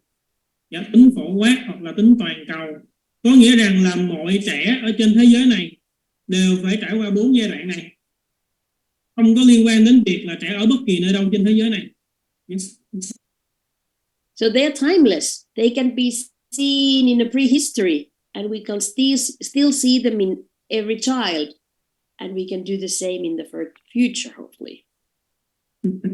Dạ, thì cái đặc điểm thứ hai là tính vĩnh cửu. Dạ, tính vĩnh cửu có nghĩa rằng là khi mà chúng ta nhìn lại ở thời gian quá khứ thì trẻ cũng có những cái 4 giai đoạn này, nhìn ở thời hiện tại trẻ cũng có, và hy vọng ở tương lai thì trẻ cũng sẽ có những cái cũng trải qua 4 giai đoạn phát triển này. And as I said, they are universal. They can be observed all over the world, in every culture, across all the races.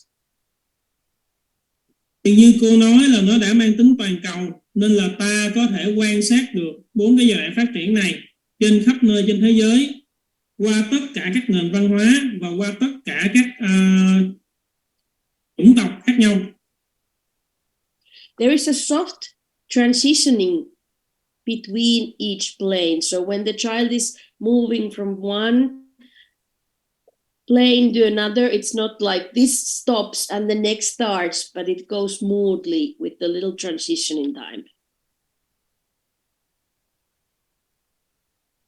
Dạ, thì nó có sự chuyển giao nhẹ giữa các giai đoạn phát triển khác nhau. Dạ, có sự chuyển giao nhẹ giữa các giai đoạn phát triển khác nhau. Có nghĩa rằng là khi trẻ qua cái giai đoạn phát triển tiếp theo, không có nghĩa là bạn ngưng lại xong rồi bạn bắt đầu cái gì đó hoàn toàn mới, mà cái sự chuyển giao nó sẽ trơn trượt hơn, nó sẽ mềm mại hơn rất là nhiều. And each plane indirectly prepares for the next one. Và mỗi giai đoạn phát triển là sự chuẩn bị gián tiếp cho giai đoạn phát triển tiếp theo. Mỗi giai đoạn phát triển là sự chuẩn bị gián tiếp cho giai đoạn phát triển tiếp theo.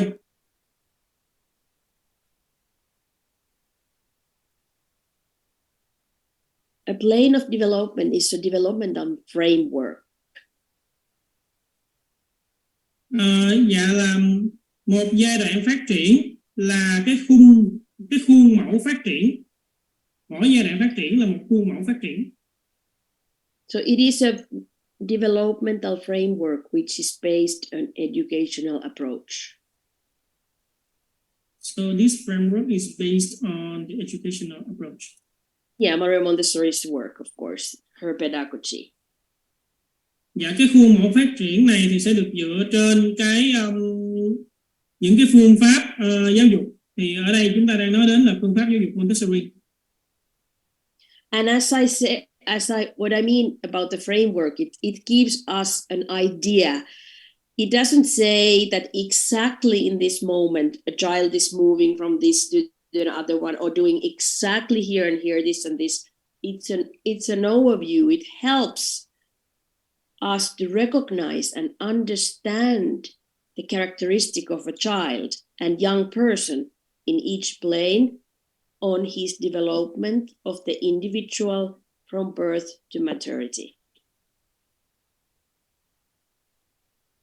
Dạ, thì cô nói nó là một khuôn mẫu phát triển, có nghĩa rằng là trẻ không có thực sự là theo chính xác cụ thể những gì mà cô đang nói. Ví dụ trẻ này là bắt buộc phải từ cái điểm này, xong rồi bạn mới được nhảy đến điểm này, bạn mới được nhảy đến điểm kia.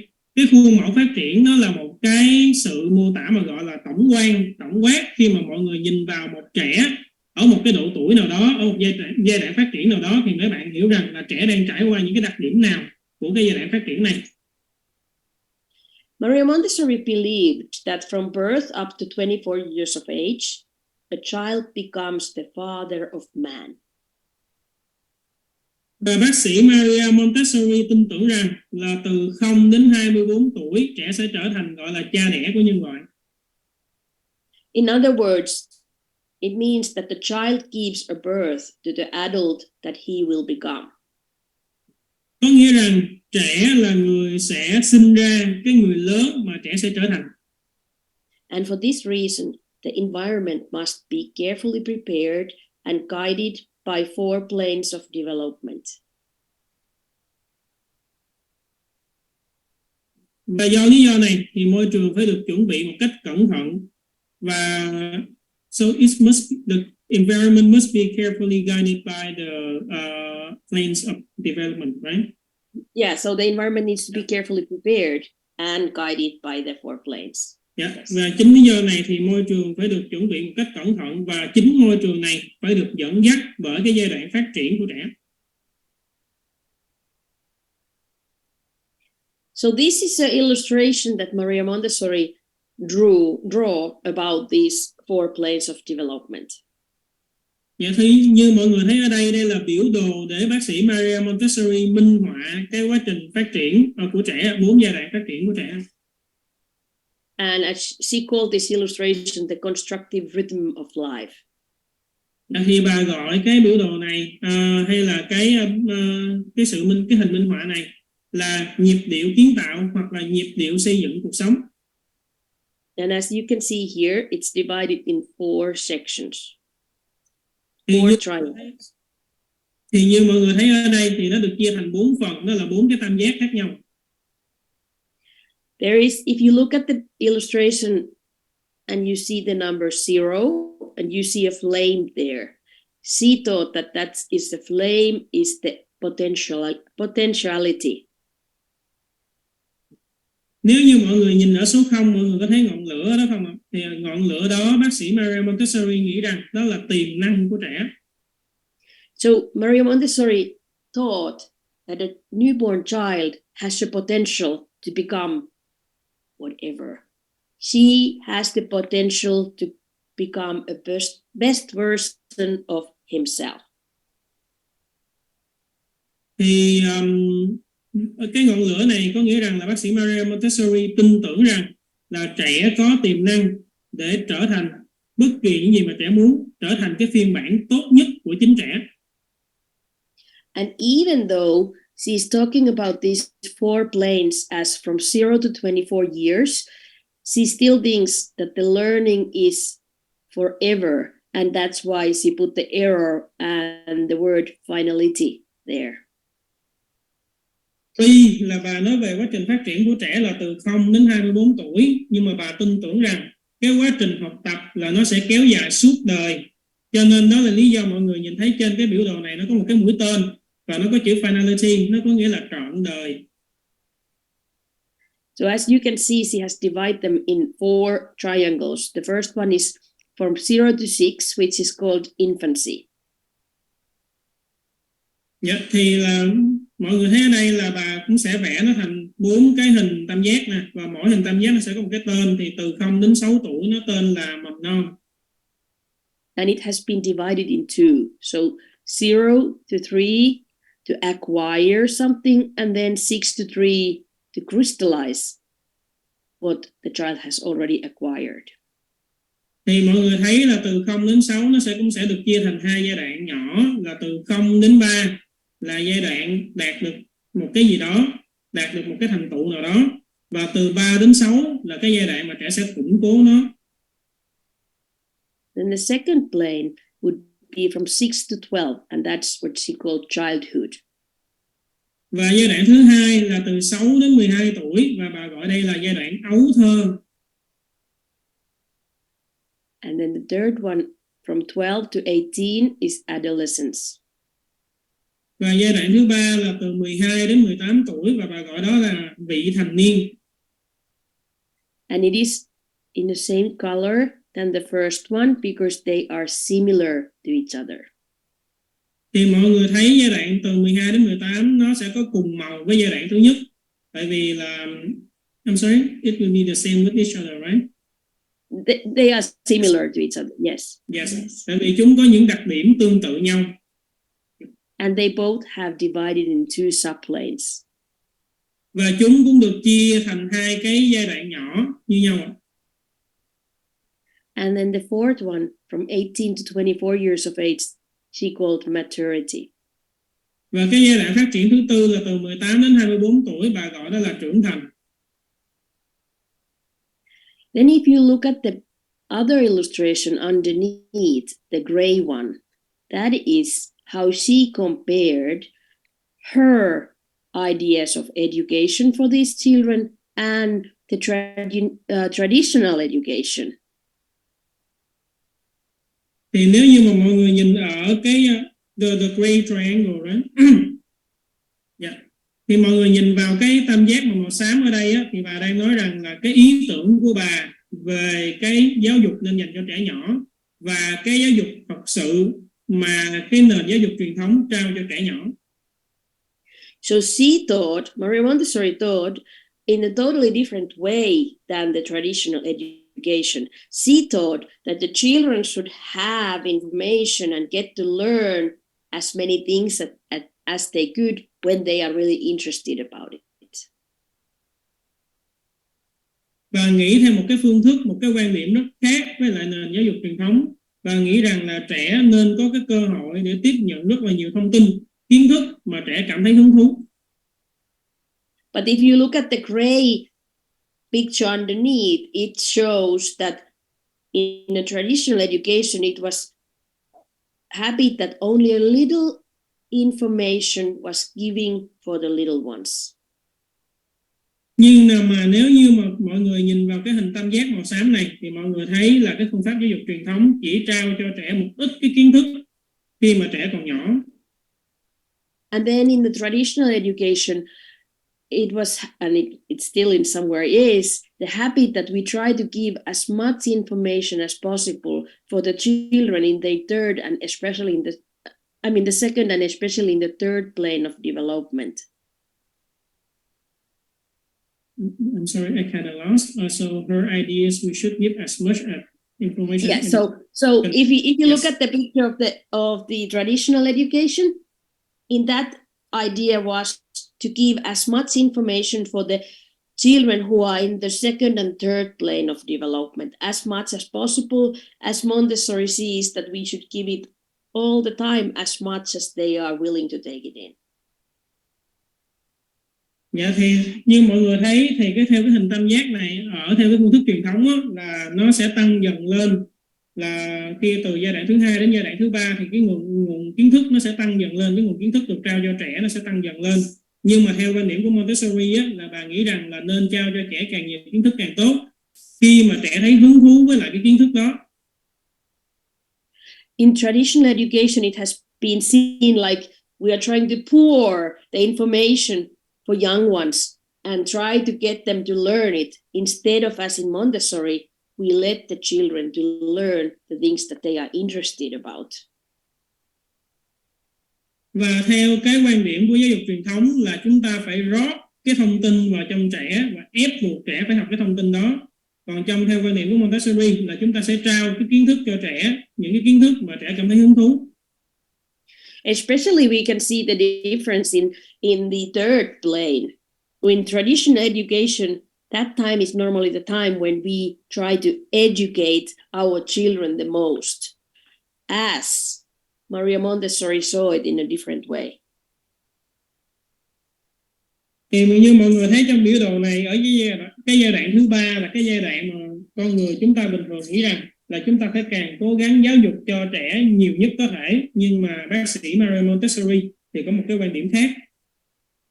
Maria Montessori thought that as the children has been opportunities to learn things and we have been giving them information throughout the whole life, now as they are teenagers between 12 and 18, they have so many other ideas on their head that that's not the best time to try to teach them. Bác sĩ Maria Montessori nghĩ rằng là trong cái quá trình lớn lên của trẻ đã có rất là nhiều cái cơ hội để được học rất là nhiều thứ, và trẻ đã nhận được rất là nhiều cái thông tin trong xuyên suốt cái quá trình sống của mình. Nên là, và đồng thời là ở cái độ tuổi là từ 12 đến 18 này, trẻ sẽ có rất là nhiều cái suy nghĩ về cuộc sống, và đây không phải là thời điểm mà tốt nhất mà để gọi là mình thực sự tập trung trọng tâm vào cái việc là mình trao cái kiến thức cho trẻ. It should be rather the time when they can just crystallize all that knowledge that they have already been taking in, so they can review and deepen their understanding, but not so much have to learn new things while they have so many other things in their head. Bà cho rằng đây là khoảng thời gian mà trẻ nên củng cố những cái kiến thức mà trẻ đã được học, ôn tập lại những kiến thức này để có thể có những cái thấu hiểu sâu sắc hơn, thay vì là phải tiếp nhận những cái kiến thức mới. Tại vì ở thời điểm này trẻ có rất là nhiều cái suy nghĩ ở trong đầu của mình. If we think about these teenagers, what do they have in their head? Their head is not ready to take in so much new knowledge. Instead of them, they have all these ideas. How do I look? Am I accepted to my peers group? Thì nếu như mà mọi người nghĩ về tâm lý của trẻ vị thành niên thì mọi người sẽ thấy là trong não của các bạn có những cái suy nghĩ, có nhiều cái suy nghĩ như thế nào. Thì những cái suy nghĩ đó thực sự nó không tập trung cho cái việc là học những kiến thức mới, mà nó sẽ toàn là trong tôi như thế nào, nhóm bạn bè của tôi hay không.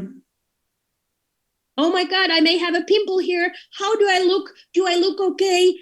Oh my goodness, this boy or girl is so beautiful or handsome. Maybe he could be my boyfriend or my girlfriend or my partner. They have all these ideas. How do they fit in their peers group? How do they find their future partners? How do they are as a young persons? So they don't have room in their head to take in all that education in a way that somebody should give them new knowledge. Rather, they should have the knowledge and now they can just review and deepen the knowledge. Dạ thì có thể có bạn nghĩ rằng ôi trời ơi tôi có mụn rồi, không biết là tôi trông sao nữa, hay là cái bạn này đẹp gái, anh này đẹp trai quá, không biết là anh này có chịu quen tôi hay không. Thì mọi người thấy ở cái độ tuổi vị thành niên này là những bạn này suy nghĩ về cách để mình có thể hòa hợp vào trong cái nhóm bạn của mình, tìm những cái người bạn đời tương lai, hay là muốn nhìn nhận lại cái bản thân của mình là một người trẻ tuổi, thì lúc này bạn không thích hợp để cho cái việc là tiếp nhận những cái kiến thức mới, mà cái lúc này sẽ phù hợp cho bạn là bạn vận dụng lại những kiến thức mà bạn đã được học và đồng thời hiểu sâu sắc hơn về những kiến thức này. So here you can really see the difference, how differently Maria Montessori saw the meaning of education for children. Thì qua ví dụ đó mọi người có thể thấy là quan điểm của bác sĩ Maria Montessori nó sẽ khác biệt như thế nào về một cái giáo dục mang ý nghĩa để có thể thực sự hỗ trợ cho trẻ. So let's take a look for each one of these planes of development. Bây giờ chúng ta sẽ đi qua từng giai đoạn phát triển.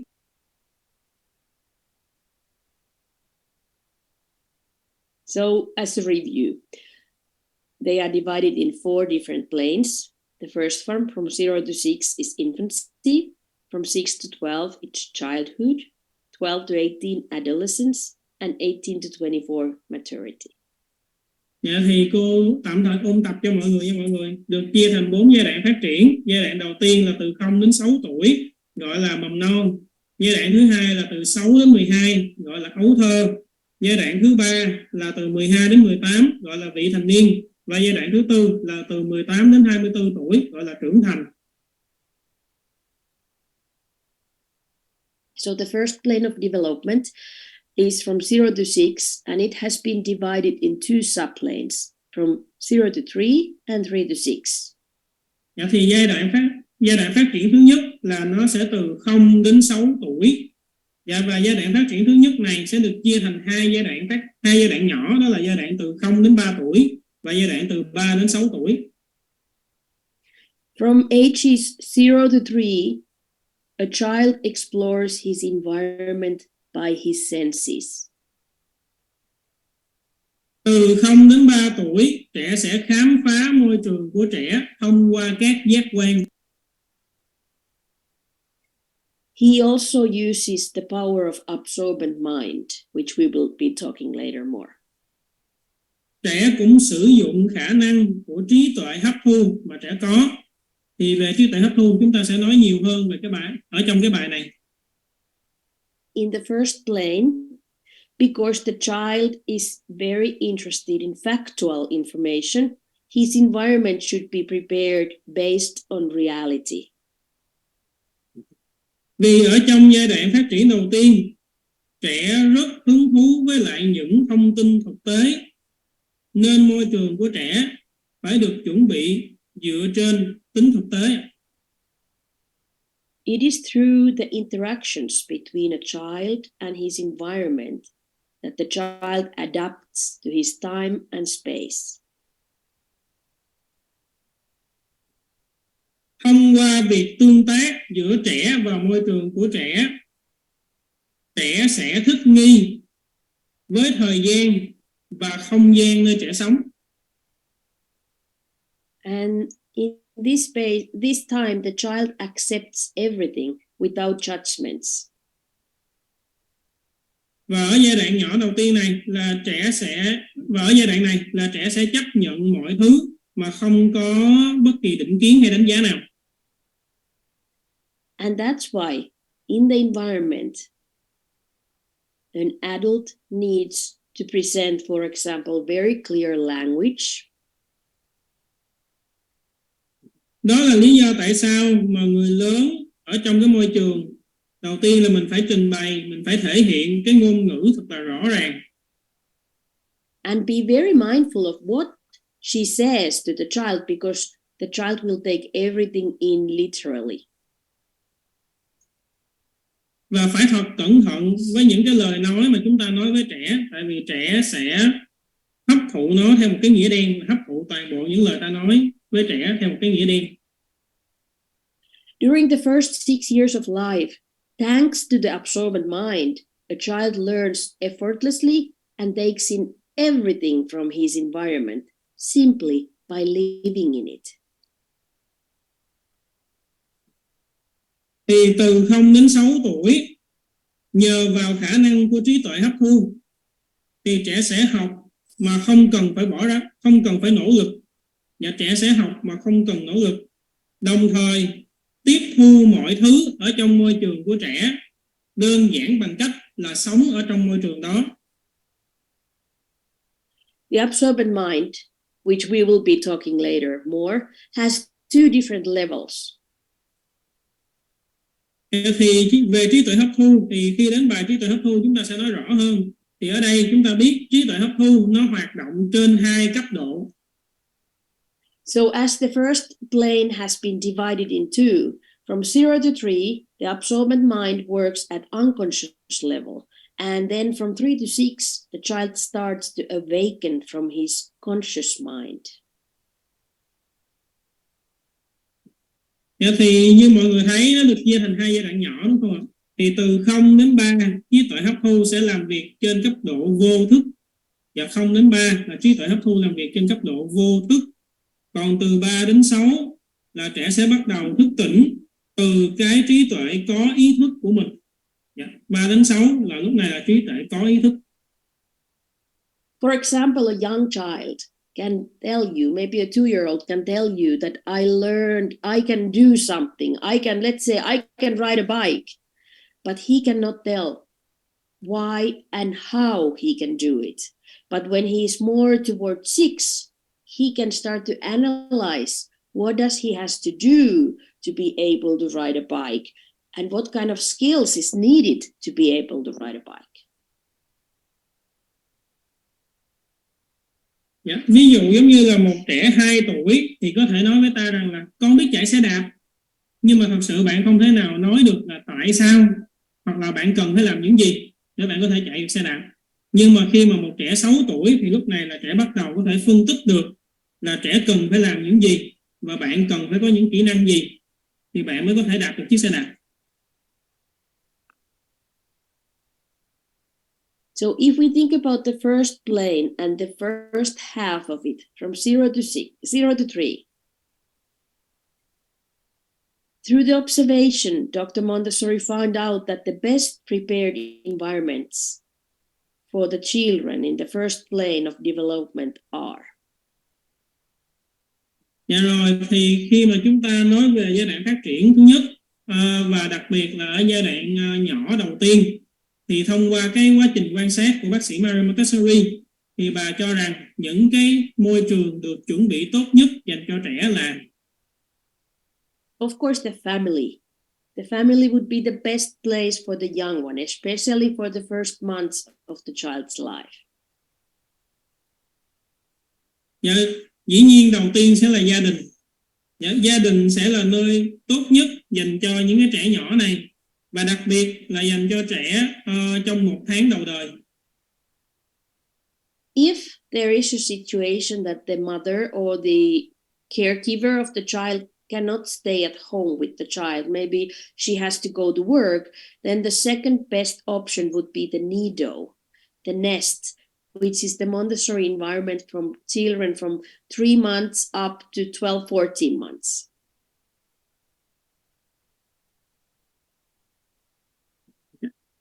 Rồi trong trường hợp là người mẹ hoặc là người chăm sóc trẻ cần phải đi làm việc và không thể ở bên cạnh trẻ, thì cái giai đoạn tốt nhất tiếp theo đó là giai đoạn, và cái môi trường tốt nhất tiếp theo đó là môi trường gọi là nido. Như mọi người thấy cái chữ B ở trên đây mọi người, cái chữ B nó ghi là chữ nido á, thì đây dịch ra là tổ ấm.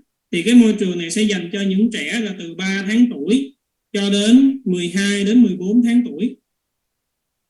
So as we can see, nido is really done for the needs of the adults. The child would be happy and the best place to him or her to be at home with the family, but all the times that's not possible, and that's why we have created this nido, which is the second best place to be.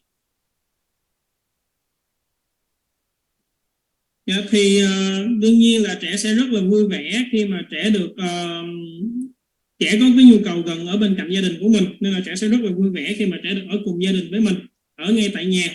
Nhưng mà tại vì cái thời điểm này là trẻ không thể, nên là trẻ sẽ đi vào cái môi trường tổ ấm. Nên đó là lý do tại sao mà cô nói môi trường tổ ấm là môi trường tốt nhất thứ hai dành cho trẻ. In nidos, there should be smaller group of children, and there should be more adults per children, per group of children. So it depends, of course, for your area and the rules and regulations. But for example, just have 3 children per 1 adult in a group. Thì trong cái môi trường tổ ấm này thì trẻ sẽ được chia thành những cái nhóm nhỏ, và sẽ có nhiều người lớn hơn ở trong môi trường này để phụ trách những nhóm nhỏ này. Thì ở bên nước ngoài nó còn tùy thuộc vào quy định của từng quốc gia, nhưng mà thông thường theo AMI đó là một người lớn sẽ phụ trách một nhóm là có 3 trẻ. And then the third environment is the infant community, and that's where the child is really standing well from 12 to 14 months up all the way to 2.5 to 3 years of age. Và môi trường thứ ba đó là môi trường gọi là cộng đồng trẻ nhỏ. Cộng đồng trẻ nhỏ thì ở cộng đồng trẻ nhỏ này, trẻ sẽ bắt đầu vào cái môi trường này khi trẻ biết đứng dậy. Khi trẻ biết đứng thẳng dậy thì lúc này là từ lúc trẻ được 12 cho đến 14 tháng tuổi, và trẻ sẽ ở đó cho đến khi trẻ được khoảng 2,5 cho đến 3 tuổi. This is now a time when the child really starts to need his own community. Even though the family is very, very important part of his life, he also needs something that belongs to him, his own community.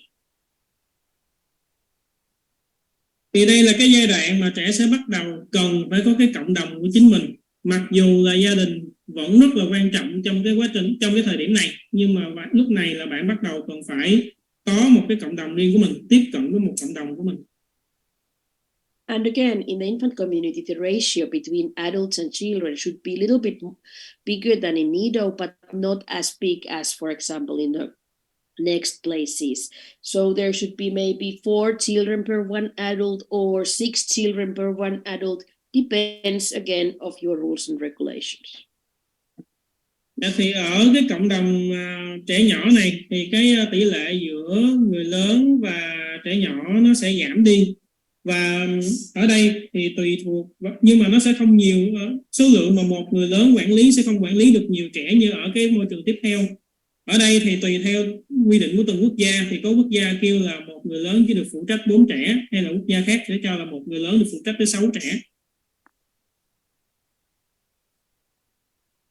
Then when the child is in the second half, the second subplane on the first plane, the best environments would be, of course, still the family, but then also the Casa dei Bambini, the children's house.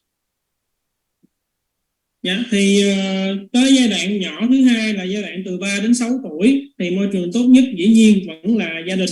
Và tiếp theo đó là Casa dei Bambini, thì cái chữ đó là ngay chỗ chữ E á mọi người. Đó là tiếng Ý của cái chữ dịch ra là nhà trẻ thơ.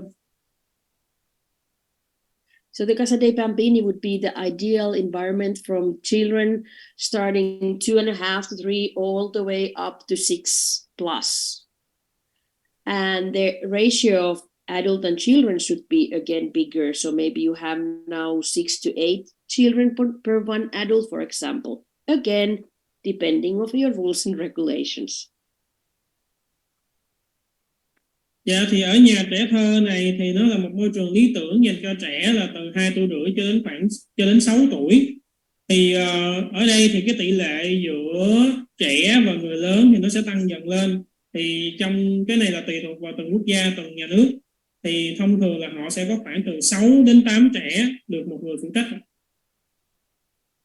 In all of these environments in the first plane, the child's work to construct himself needs to be supported.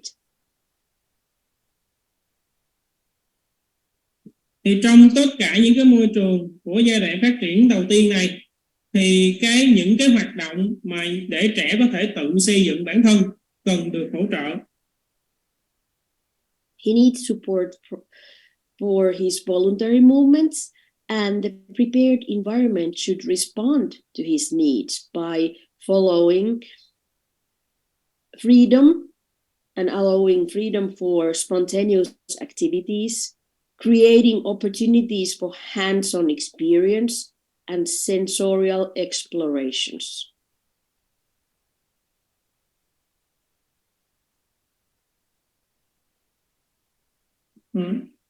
Dạ. Yes. Rồi thì trong những môi trường này chúng ta cần phải hỗ trợ những cái vận động có ý thức của trẻ. Vận động có ý thức của trẻ. Môi trường được chuẩn bị phải phản hồi với lại những cái nhu cầu của trẻ bằng cách cho trẻ sự tự do để trẻ có thể thực hiện những hoạt động tự phát, tạo ra cơ hội cho trẻ để trẻ có những trải nghiệm làm việc trực tiếp và cho trẻ khám phá cảm quan. By allowing the child to take parts in the environment he lives in, he develops greater independence, and that's what we want to support in all of these environments. Thì qua cái việc là cho phép trẻ trở thành một phần của môi trường thì trẻ sẽ có được sự độc lập tốt hơn,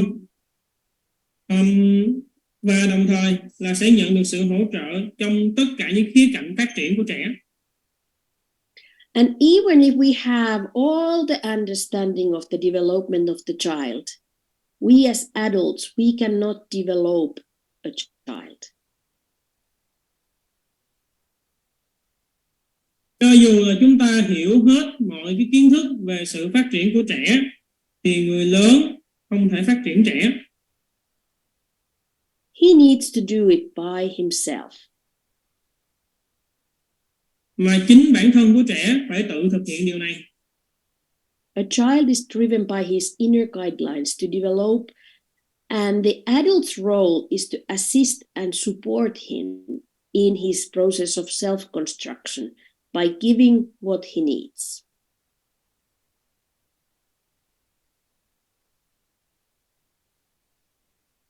Thì trẻ được dẫn dắt bởi những thôi thúc nội tại để có thể phát triển. Vai trò của người lớn là hỗ trợ trẻ trong cái quá trình xây dựng bản thân bằng cách trao cho trẻ những gì mà trẻ cần.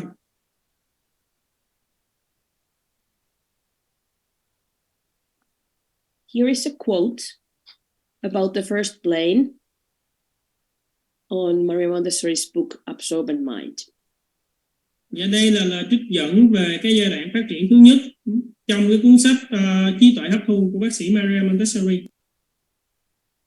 That the most important period of life is not the age of university studies, but the first one, the period from birth to age of 6.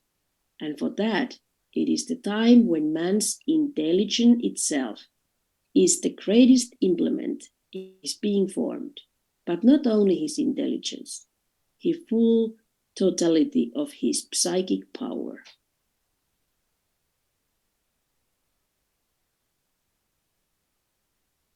Yes, may I translate that? Yes, please. Giai đoạn quan trọng nhất trong cuộc đời không phải là độ tuổi mà ta học ở cấp độ đại học, mà đó là giai đoạn đầu tiên, là giai đoạn từ lúc trẻ chào đời cho đến khi trẻ được 6 tuổi. Vì đây là thời gian mà chính trí tuệ của con người, công cụ vĩ đại nhất của con người, đang được hình thành, mà không chỉ là có trí tuệ của trẻ, mà ở đây là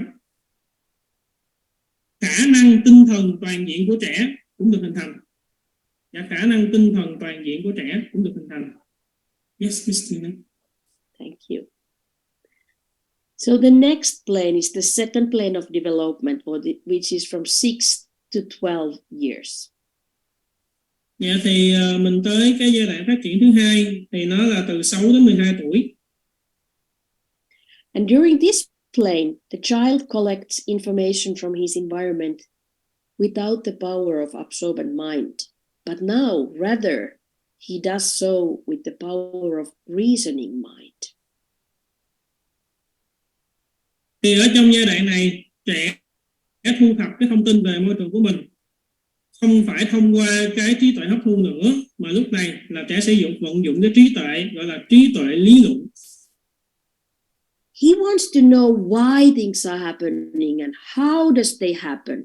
He wants to learn everything and anything during these years. Thì ở lúc này trẻ sẽ muốn biết tại sao những cái hiện tượng nó xảy ra và nó xảy ra như thế nào. Thì đây là cái giai đoạn mà các bạn sẽ muốn học về mọi thứ và về bất kỳ điều gì. He also wants to know how relationships between humans works, and he's interested in all of the reasons behind things.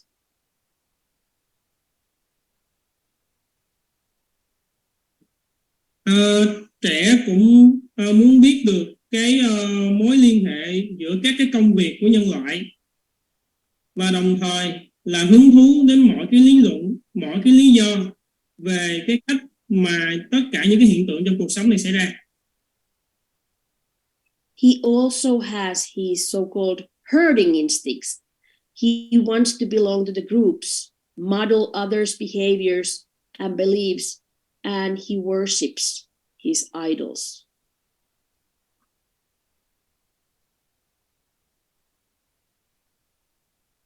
Rồi thì trong cái thời điểm này, trẻ cũng có một cái tâm lý mà họ gọi là tâm lý bầy đàn. Tâm lý bầy đàn có nghĩa rằng là trẻ muốn ở cùng trong một nhóm của trẻ và làm theo những cái hành vi của những cái trẻ mà trẻ cảm thấy ngưỡng mộ. During this plane, his moral value is developed and he's deeply concerned about social justice. Ở trong cái giai đoạn này thì những cái giá trị đạo đức của trẻ đang phát triển và trẻ sẽ rất hứng thú với lại những cái công lý xã hội. He wants to know what is right and what is wrong. Trẻ muốn biết rõ điều gì là đúng và điều gì là sai. He has a strong sense of justice and fairness, but he's still at the same time a black and white thinker, and children in this stage play by their own rules.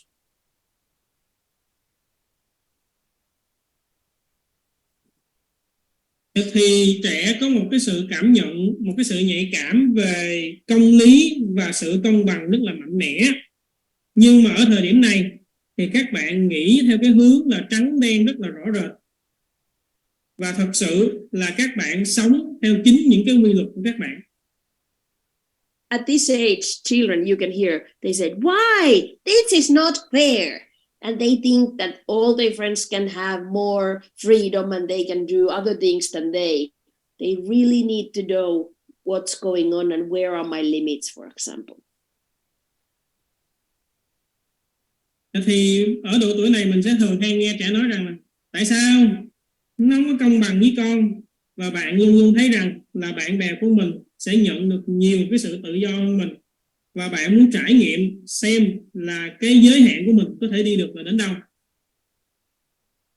At the same time, they learn to know the power of language, and they may use it to upset their parents and their peers. So it is also a time for rudeness in manner. Và đây là thời điểm mà các bạn cũng nhận ra cái sức mạnh về ngôn ngữ, sức mạnh của ngôn ngữ. Thì các bạn có thể sử dụng ngôn ngữ để khiến cho ba mẹ hoặc là bạn bè của mình phiền lòng. Thì cái giai đoạn này là bạn bộc lộ cái sự thô lỗ của mình. The opinions of the peers has now more value than those of his own family. As he acquires greater knowledge, he realizes that his parents are not always right. They are empathetic to each other, but they can also be very rude as well. Thì lúc này là ý kiến của những bạn bè đồng trang lứa sẽ quan trọng hơn, có giá trị hơn là ý kiến của những người ở trong gia đình của trẻ. Lý do là tại vì lúc này các bạn có nhiều cái kiến thức hơn, và các bạn nhận ra rằng là ba và mẹ của mình không phải lúc nào cũng đúng, nên là cái ý kiến của các bạn cũng cùng trang lứa nó sẽ trở nên quan trọng hơn rất là nhiều. This is the time that they really test their limits. What is right? What is wrong? How far I can go? What can I say? Am I able to upset my parents if I say this and this? But how far should I go? And where is the stop? Thì đây là khoảng thời gian mà bạn sẽ thử kiểm tra cái giới hạn của mình là gì. Bạn muốn biết được cái gì là đúng, cái gì là sai. Tôi có thể đi xa đến đâu? Tôi có thể nói được những gì? Tôi nói những gì mà tôi làm cho ba mẹ thấy phiền lòng? Và thật sự tôi được nói những cái từ ngữ gì?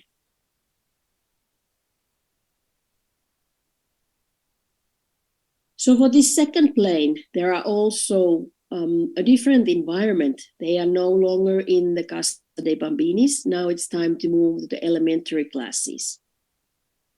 Thì ở giai đoạn phát triển thứ hai này thì các bạn sẽ đi đến một cái môi trường khác. Các bạn không còn ở trong nhà trẻ thơ nữa, mà bây giờ các bạn sẽ đến cấp độ tiểu học. As we think about the young ones from the first planes, those children enjoy to work by themselves. They are really busy bees, doing things they have in their mind, and sometimes they don't even see what's going on around themselves. But now these children, this age, they really enjoy working in groups. And in elementary classes, there should be a much bigger group of children working together. Vậy thì khi mà chúng ta nghĩ về những trẻ ở giai đoạn phát triển thứ nhất á, thì những bạn ở đây á, là lúc nào bạn cũng chỉ thích làm việc một mình. Bạn là những con ong chăm chỉ, cố gắng hoàn thành những công việc do những cái suy nghĩ từ trong cái não của mình nó đưa ra. Thì là lúc này nhiều khi bạn chăm chỉ, bạn tập trung đến nỗi là bạn không chú ý đến môi trường xung quanh. Nhưng khi mà đến giai đoạn phát triển thứ hai rồi thì là trẻ sẽ thích được làm việc theo một nhóm, và từng công việc đưa ra sẽ cho trẻ làm việc cho một nhóm rộng lớn rất là nhiều. They should have large classrooms, have large tables and groups that they really can do work group together. And all the children from 6 to 12 should be in the same classroom if possible. Thì ở độ tuổi này lớp học của các bạn nên được rộng lớn, bàn thì cũng phải rộng lớn, rồi có nhiều ghế hơn để các bạn có thể làm việc trong một nhóm rộng hơn. Và tất cả những trẻ ở độ tuổi từ 6 đến 12 tuổi thì nên được cùng học trong một lớp ở giai đoạn này. The main curriculum for this plane of development is called cosmic education. Big great stories about universe are told to the children to guide them for their research projects. So they really want to see the whole big picture, and then they can go and find deeper and deeper and find more detailed information. Thì cái giáo trình mà dành cho những bạn ở cấp độ này, mình gọi đó là giáo dục hoàn vũ. Giáo dục hoàn vũ. Thì ở giáo dục hoàn vũ này chứa những cái câu chuyện tổng quan. Những câu chuyện tổng quan này sẽ kể cho các bạn nghe về cách mà vũ trụ này được hình thành. Rồi sẽ có những câu chuyện tiếp theo nữa, hỗ trợ cho cái quá trình thực hiện những cái dự án của những bạn trẻ. Thì trẻ sẽ được học là kiến thức chung, kiến thức tổng quát, nhìn một bức tranh tổng quát, xong rồi trẻ sẽ dần dần đi vào tìm hiểu sâu hơn, từng chi tiết hơn của bức tranh này. And for this age group, there is also a quote from Maria Montessori. Let me read it and then Ty can translate it for you.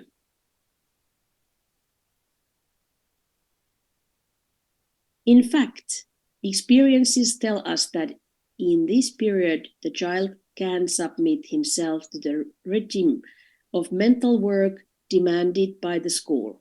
He can grasp what his teacher means, and is patient enough to listen and learn. Throughout this whole period, he is constant in his work and strong in health. This is why it is thought to be the best time for receiving culture. Yes. Bây giờ rồi thì đây là câu trích dẫn của bác sĩ Montessori trong cuốn sách là Trí tuệ hấp thu của bà. Thì trích dẫn như sau: thật sự kinh nghiệm nói cho chúng tôi rằng giai đoạn này trẻ có thể tự hạ thấp bản thân để thực hiện những công việc trí tuệ mà cho chính trường đưa ra.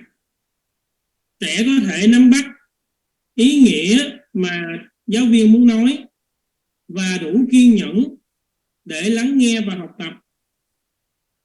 Thông qua suốt cái giai đoạn này, trẻ những cái công việc và sức khỏe của trẻ thật sự bền vững.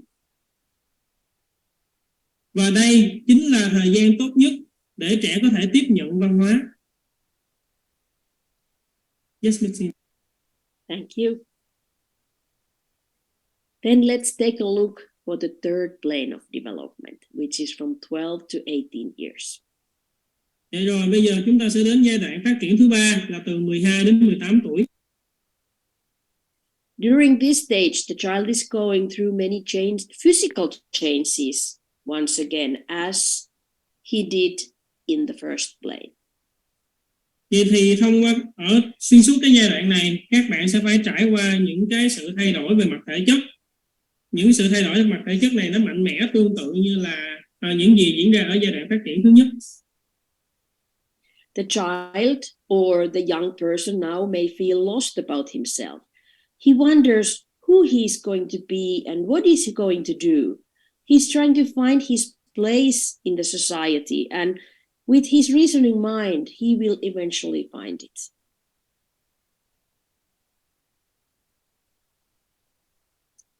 Thì những cái người lớn trẻ tuổi này thật sự là gần như là mấy bạn lạc lối về cái nhận thức về chính bản thân của các bạn. Ở giai đoạn này, các bạn muốn tìm hiểu xem tôi là ai, tôi sẽ phải trở thành người như thế nào, tôi sẽ phải làm gì, cái vị trí của tôi trong xã hội là gì. Thì dần dần với lại cái trí tuệ lý luận, bạn sẽ trả lời được hết cho những câu hỏi này của bạn. During this stage, young ones are experimental explorers. So they explore through experiments, right? Rồi thì ở giai đoạn này trẻ sẽ khám phá thông qua các cái thí nghiệm, thử nghiệm. Family continues to be an important part of their life, but now they seek role models from outside the family. Gia đình vẫn tiếp tục là một phần rất là quan trọng trong cuộc sống của các bạn, của các trẻ này, nhưng mà trẻ bây giờ sẽ bắt đầu tìm kiếm những cái hình mẫu ở bên ngoài gia đình của mình. During this stage, a new social being is to emerge. Because of hormonal changes and effects, he is moody and experiences mood swings or emotional changes quite quickly. Thì ở giai đoạn này là một cái sinh vật xã hội đang dần được xuất hiện, và trong cái lúc từ 12 đến 18 tuổi này là bạn sẽ bị thất thường về mặt cảm xúc. Young's energy levels start to go down and his physical health is fragile. We can see those teenagers who just would like to sleep. Thì cái năng lượng của các bạn thực sự đi xuống và cái sức khỏe thể chất nó rất là mỏng manh. Chúng ta sẽ bắt gặp được những cái bạn thanh thiếu niên này sẽ rất là muốn ngủ. Again, they need clear limits from their parents, from their families. They will not feel secure in the environment if they don't have limits.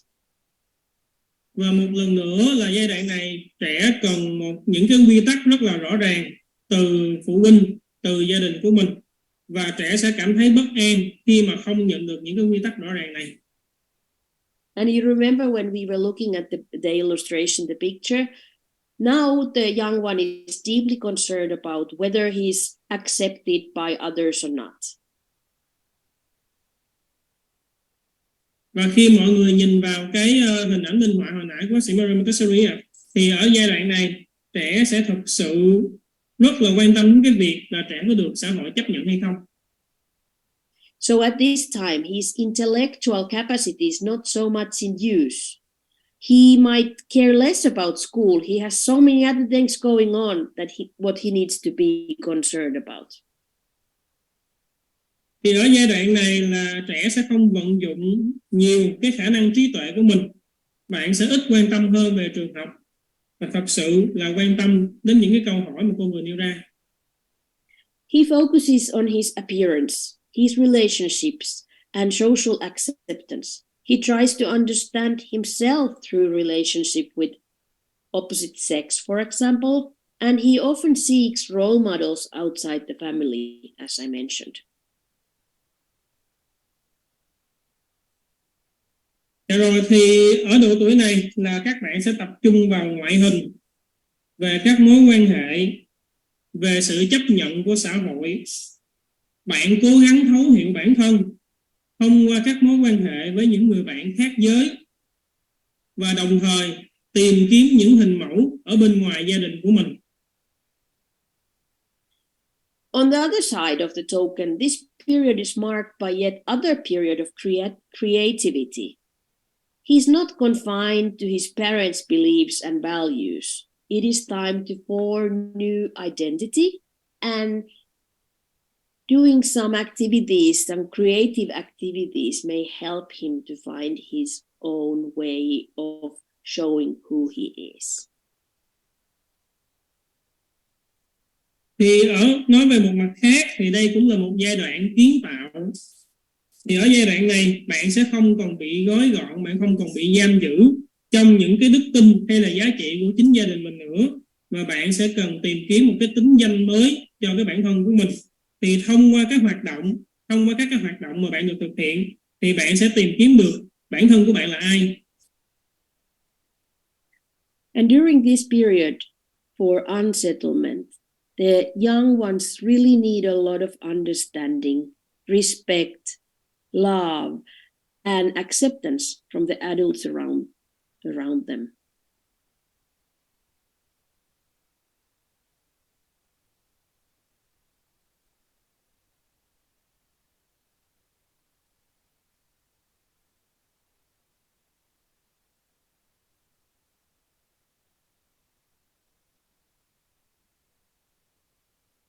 Are you there? I cannot hear you. Yes, Miss Tina, did I translate and nobody here? Yes, you did. We didn't hear.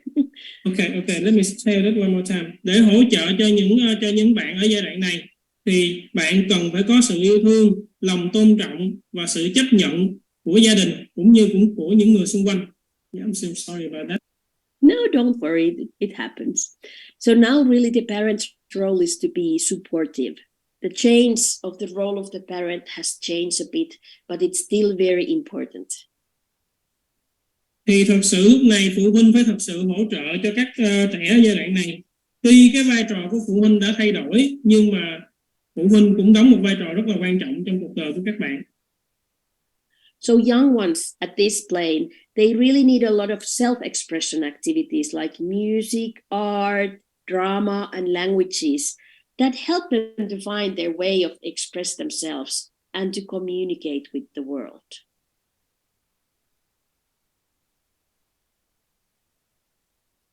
Thì đối với lại những bạn ở giai đoạn này, bạn cần phải có rất là nhiều hoạt động để thể hiện bản thân thông qua âm nhạc, nghệ thuật,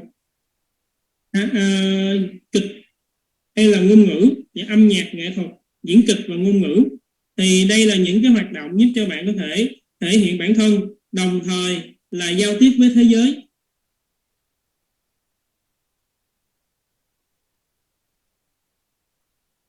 So the best place for this third plane, first half of this third plane, would be a farm school, the Earth Kinder, or maybe an urban farm. Thì ở giai đoạn nhỏ đầu tiên của cái giai đoạn này, đó là giai đoạn từ 12 đến 15 tuổi, thì cái môi trường tốt nhất dành cho các bạn đó là cái môi trường gọi là Earth Kinder. Thì cái này dịch ra là những đứa trẻ của trái đất. Và tiếp theo hoặc là mình có thể gọi nó gọi là cái môi trường trang trại, hoặc là cái môi trường mà nông trại ở thành phố. So that would mean that there would be a boarding school for them on a farm, for example, where they can really do both some schoolwork, but it needs to be attached to the real life work. So they could maybe be working on a farm, maybe grow up some products and sell them and market it and do all the real life work. And they could be working with their hands and with their peers.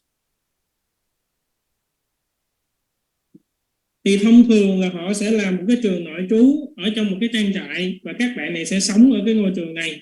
Thì lúc này là các bạn được thực hiện những cái công việc thật sự ngoài trong đời sống, vận dụng cái đôi tay của mình để làm việc. Bạn sẽ trồng trọt trên trang trại của mình, hoặc là nuôi những cái con vật ở trên trang trại của mình để có được những cái sản phẩm. Sau đó bạn sẽ bán những cái sản phẩm này ra trong cái thị trường để gọi là nuôi dưỡng cho chính bản thân mình. Thì ở đây là bạn được vận dụng đôi tay và bạn được làm việc với lại bạn bè của mình.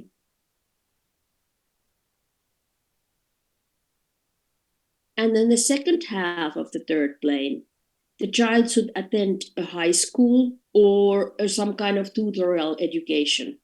Internship should start as the young starts to study how things work, followed by actual manual work to make it happen. Vậy thì ở giai đoạn nhỏ tiếp theo là từ 15 đến 18 tuổi thì là trẻ có thể đi vào trường cấp 3 hoặc là đi vào những cái trường gọi là trường hướng nghiệp. Thì ở đây bạn có thể học cái cách đó là mọi việc nó hoạt động như thế nào. Đồng thời sau khi học được rồi thì cũng sẽ được tiếp cận với lại những công việc thật sự của xã hội. And for this plane as well, I have a quote. It's quite long. Let me read it and then Ty can translate it for you. The third period goes from 12 to 18, and it is the period of so much change as to remind one of the first. It can again be divided in two subphases, one from 12 to 15 and the other from 15 to 18. There are physical changes also during this period. The body reaching its full maturity. Man after 18 is fully developed and no further marked changes occur in him. He grows only in age. This is from the Absorbent Mind. Dạ thì đây là câu trích dẫn của bác sĩ Montessori trong cuốn sách Trí tuệ hấp thu, thì nó hơi dài. Thì câu trích dẫn này như sau: giai đoạn thứ 3 đi từ lúc trẻ được 12 đến 18 tuổi. Đây là giai đoạn xảy ra rất nhiều sự thay đổi, gợi nhớ cho chúng ta đến giai đoạn phát triển đầu tiên. Và một lần nữa nó có thể được chia thành hai giai đoạn nhỏ. Giai đoạn nhỏ thứ nhất là từ 12 đến lại 15 tuổi. Và giai đoạn nhỏ thứ hai là từ 15 đến 18 tuổi. Có những sự thay đổi về mặt thể chất trong giai đoạn này và cơ thể chạm đến sự trưởng thành toàn diện của nó. Con người sau 18 tuổi sẽ được hoàn toàn phát triển và không có những sự thay đổi để có thể nhận biết một cách rõ ràng nữa. Lúc này là con người sẽ tiếp tục lớn lên. Lúc này khía cạnh lớn lên và tiếp tục phát triển duy nhất của con người đó là độ tuổi. Yeah. Sorry, it's a long one, but thank you. Let's have a break. You have been sitting there so quietly, hopefully taking notes. So let's have a break before we finish this lecture. Dạ thì cô thấy là mọi người đang viết bài cũng rất là chăm chỉ. Thì bây giờ chúng ta tạm thời nghỉ giải lao một chút xíu trước khi mà chúng ta hoàn thành cái bài giảng ngày hôm nay nha mọi người. Let's have a little bit a longer break and let's come back by 8 o'clock. Is it at 8, the next hour for you? Yes. Yes. Yeah. Thì bây giờ mình nghỉ giải lao và 8 giờ chúng ta sẽ quay lại để học tiếp nha mọi người. See you soon. Dạ, hẹn sớm gặp lại mọi người.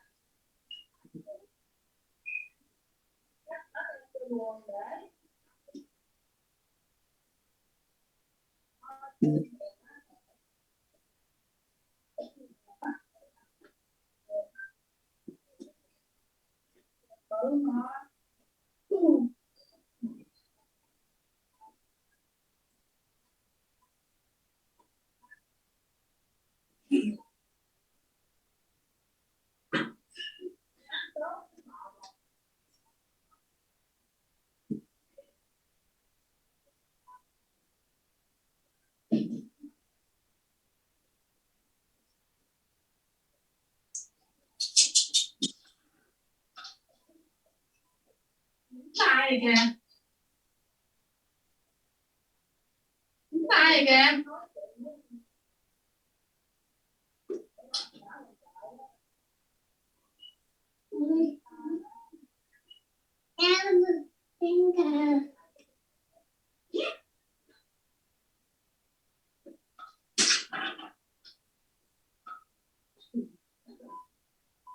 Con này em mà cao xin người trẻ.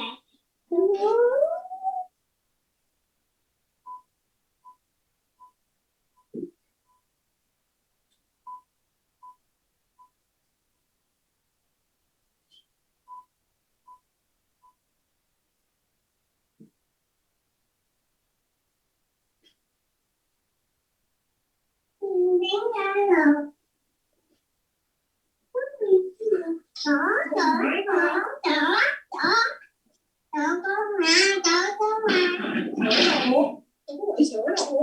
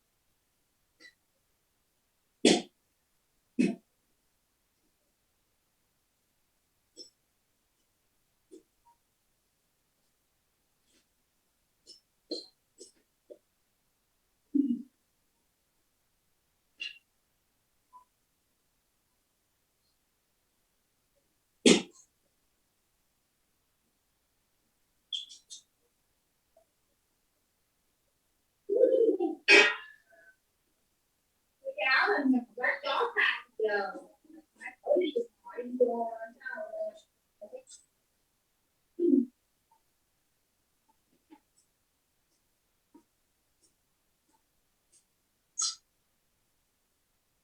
Ngủ đi.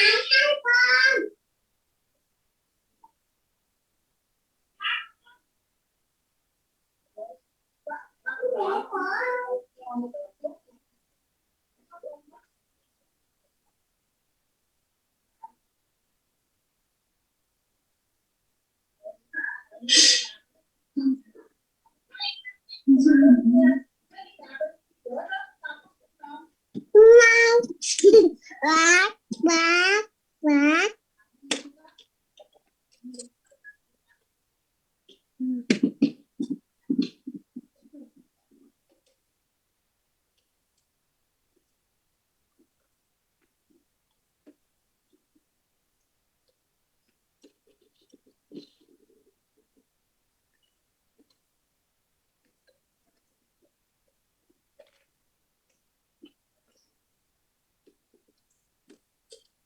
Nghe sao? Bởi vì đây không phải là những cái học cụ mà trẻ thấy thường xuyên trong cuộc sống thường ngày. Cho nên cái vai trò như là cái phần con có thấy nó trông giống như khi nó được trưng bày ở trên kệ không? Thì đó là cái lý do ha. Okay. And then we have all right. We have primary, we have secondary, and tertiary. So that is arranged in order. Like first we put the primary colors, then the secondary colors, and then the tertiary colors. Học sinh mà xem thử. Không, mình sẽ có cái hộp màu 3 màu cấp 1 trước, sau đó đến 3 màu cấp 2, sau đó đến 3 màu cấp 3 và sau đó đến màu trắng và màu đen thì màu nào trước cũng được. Okay. And in the third box, all the colors are arranged according to their gradation, but everything in one direction. If you see, this is from light to dark. In all the compartments, everything is arranged in the same direction, light to dark. So you need to arrange like that. And again, primary colors, secondary colors, tertiary. Đến hộp màu thứ 3 ha, thì mình sẽ thấy là trong cái ngang thì các cái tấm thẻ màu nó sẽ được sắp xếp theo cái cường độ hay là sắp xếp theo thứ tự.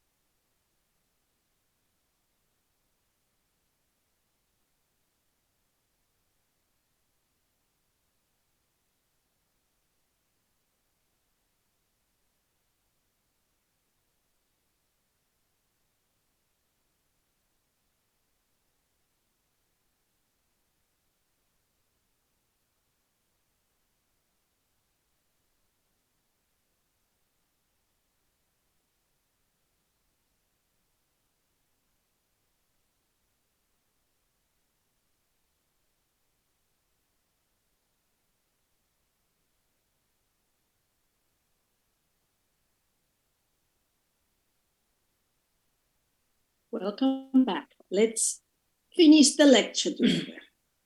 Dạ rồi, chào mừng mọi người quay trở lại. Chúng ta sẽ cùng nhau hoàn thành cái bài giảng ngày hôm nay nha mọi người.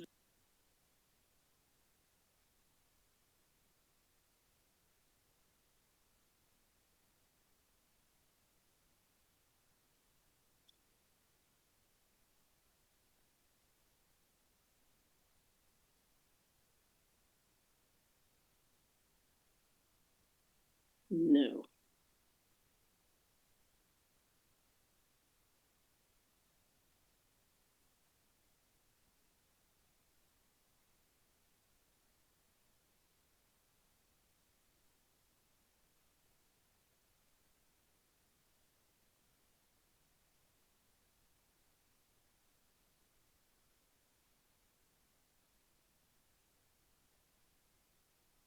Okay, let's talk about the last, but not the least, the fourth plane of development. Dạ, bây giờ thì chúng ta sẽ nói đến giai đoạn phát triển thứ tư. So during the the fourth plane of development, the young adults are between 18 to 24 years old. Thì giai đoạn phát triển thứ tư này là người lớn trẻ tuổi, họ sẽ ở độ tuổi là từ 18 cho đến 24 tuổi. Maria Montessori saw this period as a period of stability and maturity. Thì bác sĩ Maria Montessori nhìn nhận rằng giai đoạn này là giai đoạn của sự bình ổn và sự trưởng thành. The main characteristic during this period is that the young adults now want to contribute to the society that they live in. Cái đặc điểm chính của giai đoạn này là những người trẻ tuổi muốn được cống hiến cho xã hội mà họ đang sống. The physical growth will be completed and he is now emotionally stable. Sự phát triển về mặt thể chất giờ đây đã được hoàn thiện và cảm xúc đã được bình ổn. During this period, the young one is able to choose his future career, friends, and his own family structure. Thì ở giai đoạn này là những người lớn trẻ tuổi bắt đầu chọn cái sự nghiệp cho tương lai, chọn bạn bè và cũng như là thành lập gia đình của riêng mình. If he have had the development he needed, he will be happy, harmonious person with deep respect for every human. He enters the age of happiness. Nếu như mà cái nhu cầu của các bạn đã được thỏa mãn ở giai đoạn trước, thì giờ đây các bạn sẽ trở thành một người vui vẻ, hòa đồng, tôn trọng tất cả những người khác. Nên là cô nói rằng là bạn đi vào cái giai đoạn gọi là giai đoạn của sự hạnh phúc. If we think about career-wise, he would have chosen his field already, and now he would attend further education such as maybe University for Applied Sciences, vocational training, and occupational schools. Dạ, thì về cái nghề nghiệp của các bạn thì giờ đây là những người lớn trẻ tuổi này đã chọn cái lĩnh vực mà mình muốn thực hiện là gì. Sau đó sẽ theo đuổi cái giáo dục của những cái lĩnh vực đó bằng cách là tham gia vào học ở những trường đại học hoặc là những trường học nghề. The young adult view the world now as everything is possible and that the world is full of opportunities. He wants to have more global view of all cultures in the world and he would like to be connected with them. As a result, he likes to travel quite often to other countries and even to other continents. Thì người lớn trẻ tuổi lúc này thấy rằng mọi việc đều khả thi và tin tưởng rằng thế giới này tràn đầy những cái cơ hội. Đồng thời bạn rất hứng thú với lại việc tìm hiểu những cái văn hóa khác nhau trên khắp thế giới, nên là và muốn được liên kết với lại những văn hóa đó. Ở thời điểm này ta sẽ thấy là bạn di chuyển du lịch rất là nhiều, có thể là du lịch đến quốc gia khác hoặc là đến một cái châu lục khác. He understands now what society has offered to him, and he wants to give back and become a contributive member of the society. Quite often, these young ones want to do voluntary work and charity. Ở độ tuổi này, bạn đã hiểu được xã hội đã trao cho bạn những gì và bây giờ bạn muốn trao trả lại cho xã hội, nên là muốn trở thành một cái thành viên đóng góp cho xã hội này. Ta sẽ thấy là những bạn ở độ tuổi này rất thích làm những công việc thiện nguyện hoặc là từ thiện.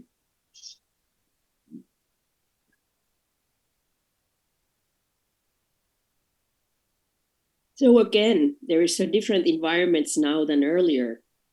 They do volunteer work, maybe they go to university, leave to the Peace Corps, or do some technical training, but they are really coming to be a young adults. And after age of 24, the young adult has now become a complete human being. Yes, Miss Tina, what is a Peace Corps? The Peace Corps? The second, yeah. Peace Corps. I don't know if you have it there. It's how would I explain it for you? You can just leave it out. It's a voluntary group that goes quite often with the boat around the world, spreading the word of peace. And with these young adults are doing the voluntary work there. Yes, okay. Rồi thì ở cái giai đoạn này các bạn sẽ thường hay đi làm những công việc tình nguyện. Bạn có thể tham gia vào những cái hiệp hội hòa bình. Thì ở những cái hiệp hội này thì họ thường đi xung quanh vòng quanh thế giới để kêu gọi sự hòa bình của thế giới. Đồng thời là bạn có thể đi học ở trường đại học hoặc là đi huấn luyện kỹ thuật. So he has now his own responsibilities toward himself, his family, and his society. There will no be major physical or character changes in their development anymore, but he will continue to grow and develop in a non-physical way. So in a spiritual, mental, and emotional way as he ages, as we all will do throughout the life.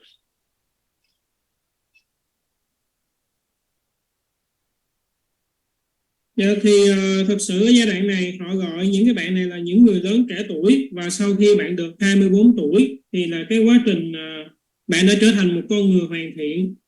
Thì lúc này bạn sẽ có cái trách nhiệm với chính bản thân, với chính gia đình và với xã hội. Chúng ta sẽ không bắt gặp những cái sự chuyển biến, những cái sự thay đổi mạnh mẽ về mặt thể chất nữa. Nhưng mà lúc này bạn vẫn còn đang phát triển về mặt tinh thần, về mặt cảm xúc và về mặt trí tuệ, và sẽ luôn luôn trong cái quá trình học tập cho đến suốt cuộc đời. These young adults in the fourth plane, they still need their family. They need their parents to be there for them, to listen and to give advice, but without judgments. Thời điểm này thì những người lớn trẻ tuổi cũng cần phải có gia đình của mình. Họ cần những vị phụ huynh có thể lắng nghe cho họ lời khuyên và không có đánh giá họ.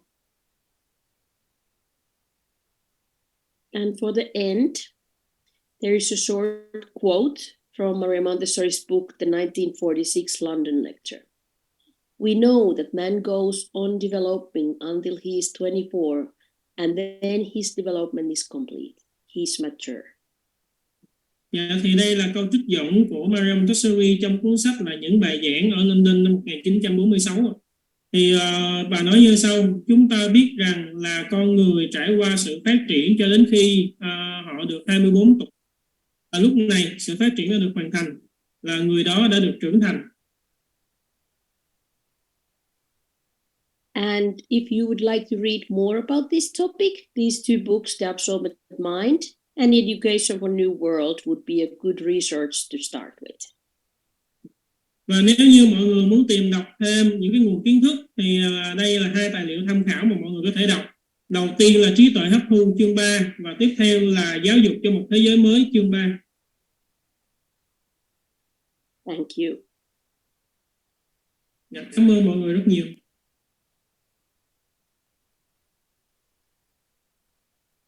Any thoughts? Any ideas? Any questions? Dạ, mọi người có bất kỳ suy nghĩ, ý tưởng hay câu hỏi nào dành cho cô hay không?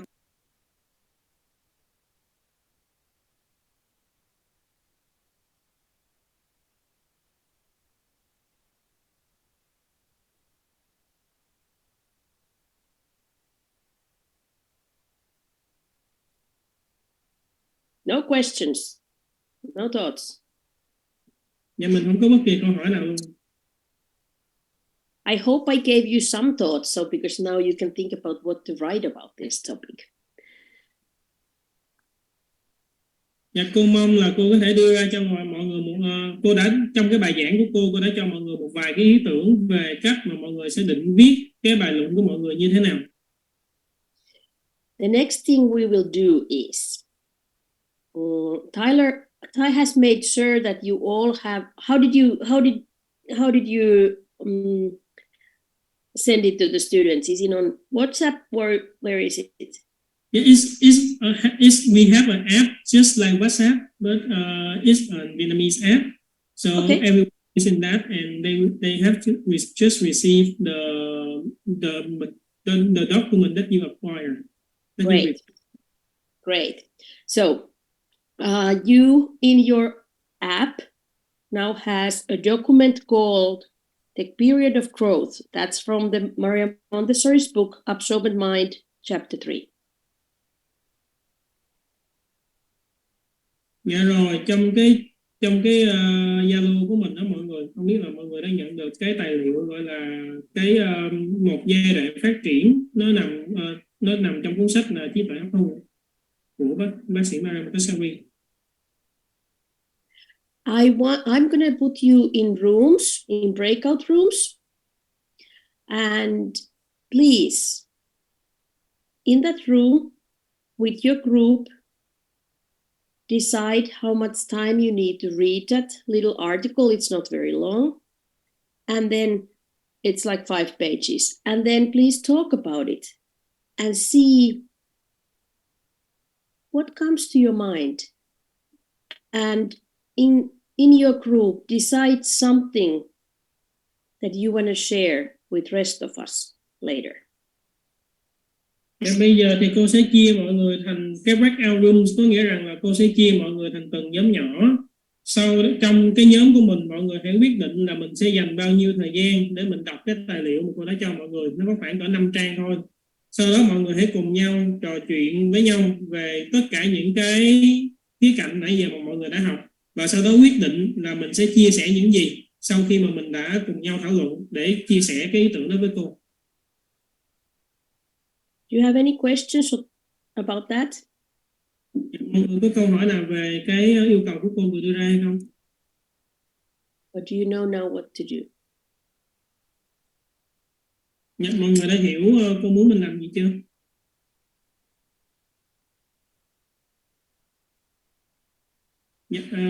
Yes, Miss Loan. Mới hỏi cô giúp chị là bây giờ đọc cái chương 3 đúng không? Đọc chương 3 xong rồi thảo luận ở trong cái nhóm mà cô chia để nêu ra cái ý tưởng của cái nhóm mình. Miss Tina, this is chapter 3. Yes. Dạ đúng rồi, chị đọc chương 3 đó. It's called The Period of Growth. Nó gọi là giai đoạn phát triển hoặc là một cái thời kỳ phát triển.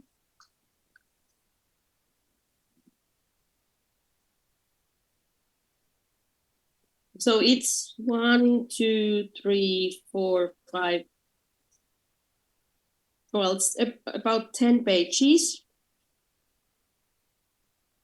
Let's say we have 45 minutes left. Why don't you go to your rooms, read it, and discuss about it.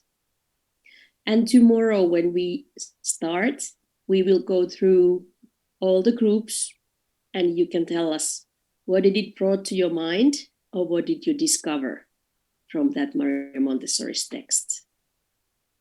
Or how did you connect it with my lecture? Dạ, rồi thì bây giờ chúng ta còn 45 phút. Cô sẽ chia nhóm cho mọi người. Vào trong nhóm mọi người hãy đọc cái tài liệu đó. Sau đó mọi người cùng nhau trò chuyện là khi đọc cái tài liệu này mọi người thấy có những cái kiến thức gì mới, có những cái điều gì mà mọi người vừa khám phá ra, hay là mọi người liên hệ cái tài liệu đó với cái bài giảng mà cô vừa giảng cho mọi người như thế nào. Và đầu giờ ngày mai thì cô sẽ yêu cầu tất cả mọi người chia sẻ. Từng cái nhóm của mình sẽ có một người ra chia sẻ cho cô về những cái ý tưởng này. Dạ được không mọi người? Any other questions? Dạ mọi người có bất kỳ câu hỏi nào khác không? If not, I will put you in rooms and I will stay here as well as Thai. And if you have any questions, come out of the room and we try to answer to your questions. Dạ thì bây giờ cô sẽ chia nhóm cho mọi người. Em và cô sẽ ở đây chờ mọi người. Nên là nếu trong cái quá trình mà mọi người đang thảo luận với nhau, mọi người có bất kỳ câu hỏi nào, mọi người luôn có thể tác ra ngoài đây để mọi người hỏi cô và cô có thể giải đáp cho tất cả mọi người. So be prepared to tell shortly some interesting points that you find out tomorrow. Okay? Dạ, mọi người nhớ chuẩn bị là mọi người sẽ chia sẻ những cái ý kiến nào mà mọi người thấy thú vị khi mà mọi người đọc được tài liệu này nha mọi người. Ý kiến nào thú vị, cái gì mới, hoặc là mình liên hệ như thế nào với lại cái bài giảng của cô. Dạ, and please enjoy your reading. Và tôi mong là chúng ta sẽ tận hưởng cái tài liệu đọc này. I will open up the rooms now. Dạ, bây giờ thì cô sẽ chia phòng nha mọi người.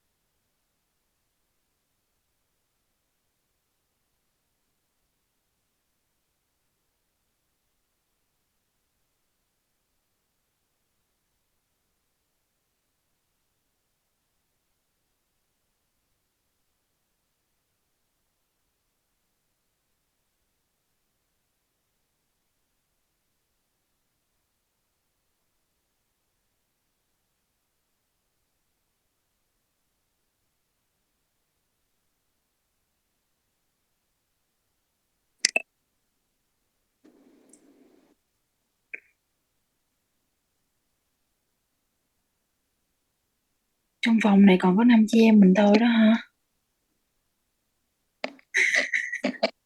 Mất tiêu hết trơn rồi.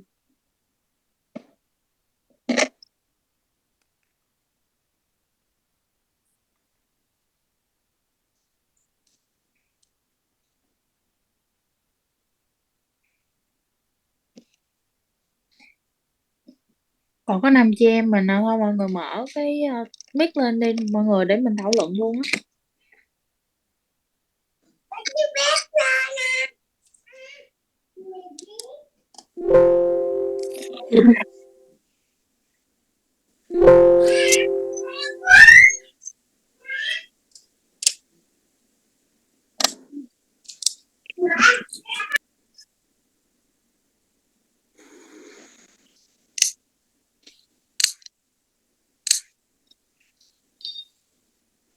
Ba chị kia ơi, mình mở mic lên đi, mình thảo luận luôn ba chị ơi.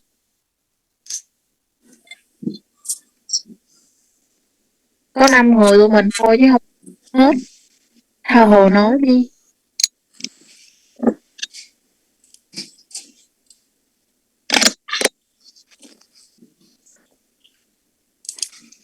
Mọi người tính chọn giai đoạn nào? Theo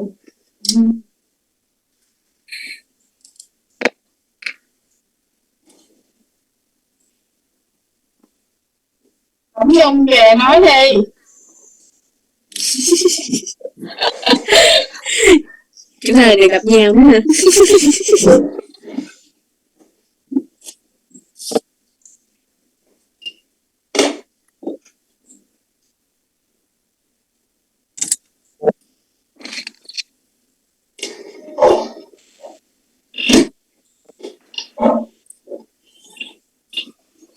Thấy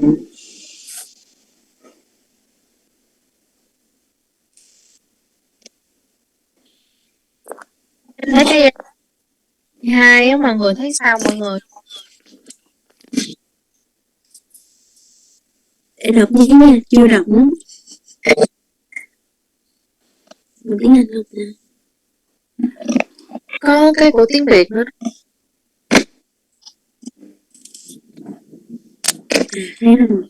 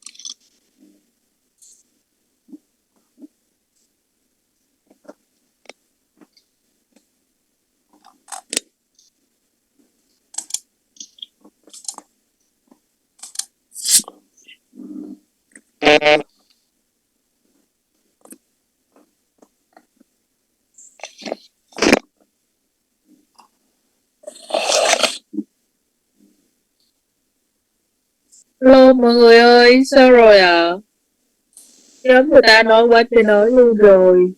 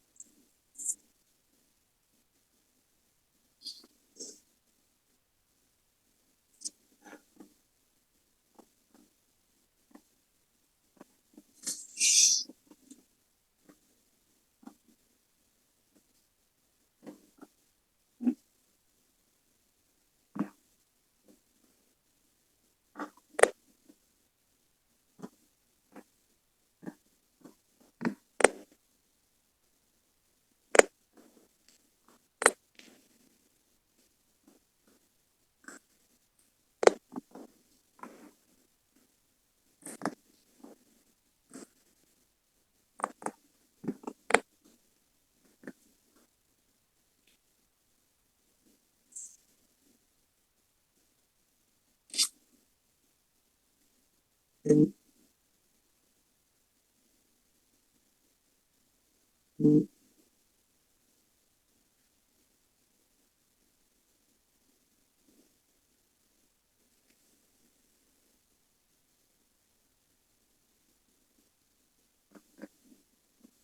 are you doing here?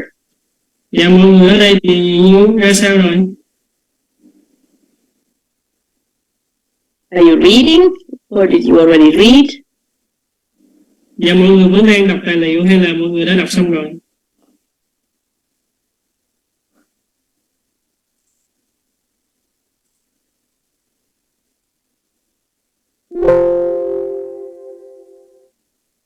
She says she's reading the documents. Okay, so let's leave them alone then. Dạ rồi, vậy thì mọi người tiếp tục đọc đi.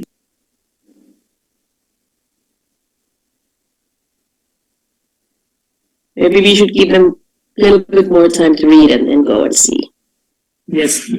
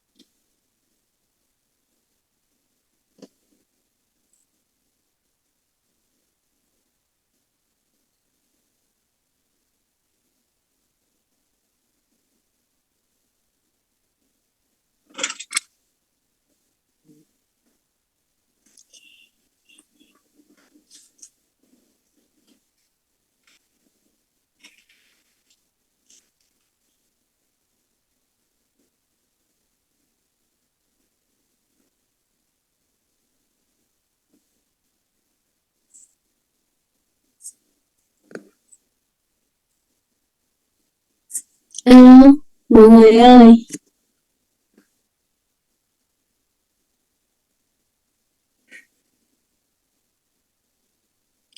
đây à. Chị ơi, câu hỏi thảo luận là tìm cái điểm mới trong mấy cái 4 giai đoạn đó hả chị? Chưa biết được câu hỏi luôn á. Hả? Nãy giờ chưa biết được câu hỏi là gì luôn á.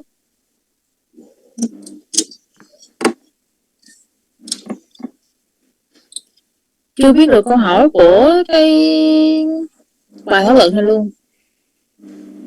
Chắc hỏi lại bằng tỷ quá à. Được chị. Ai cũng gồng thì ra là không ai biết hết.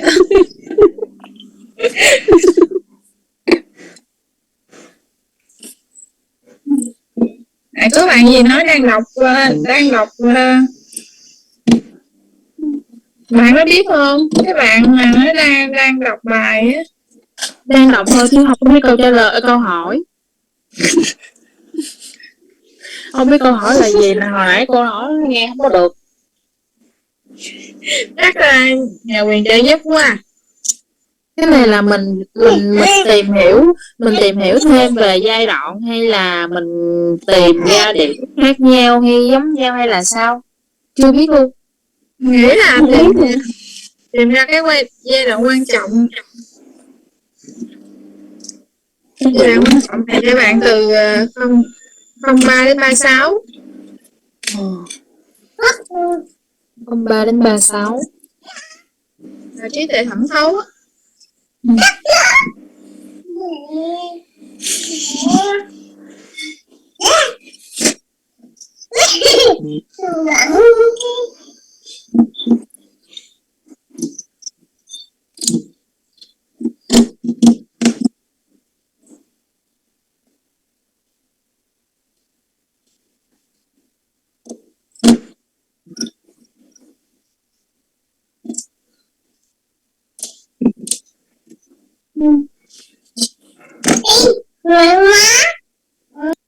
Ủa rồi mình nêu ra vì sao nó quan trọng hả?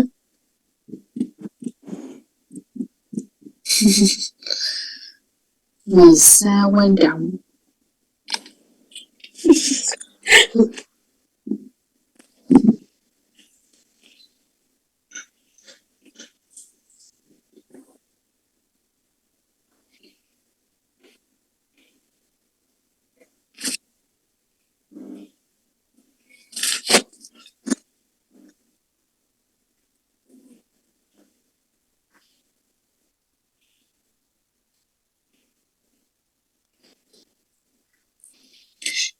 Câu hỏi là khi mà mọi người nghe cái bài giảng của cô về cái tài liệu này thì mọi người nhận ra được cái kiến thức mới nào, tìm ra được cái kiến thức mới nào, hay là tìm ra được những cái sự khác biệt gì giữa cái chương trình.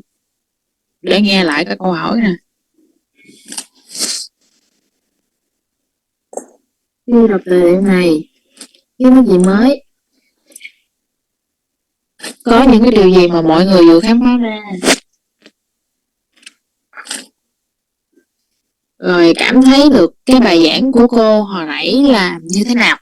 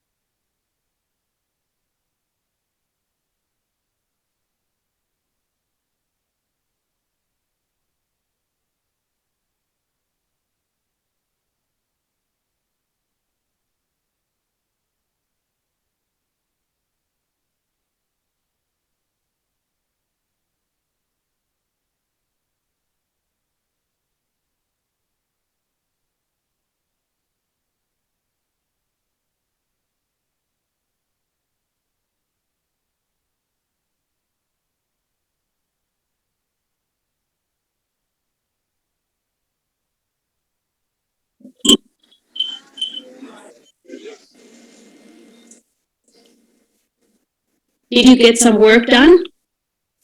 Dạ, mọi người làm việc có vui vẻ không? Mình có làm việc được hay không?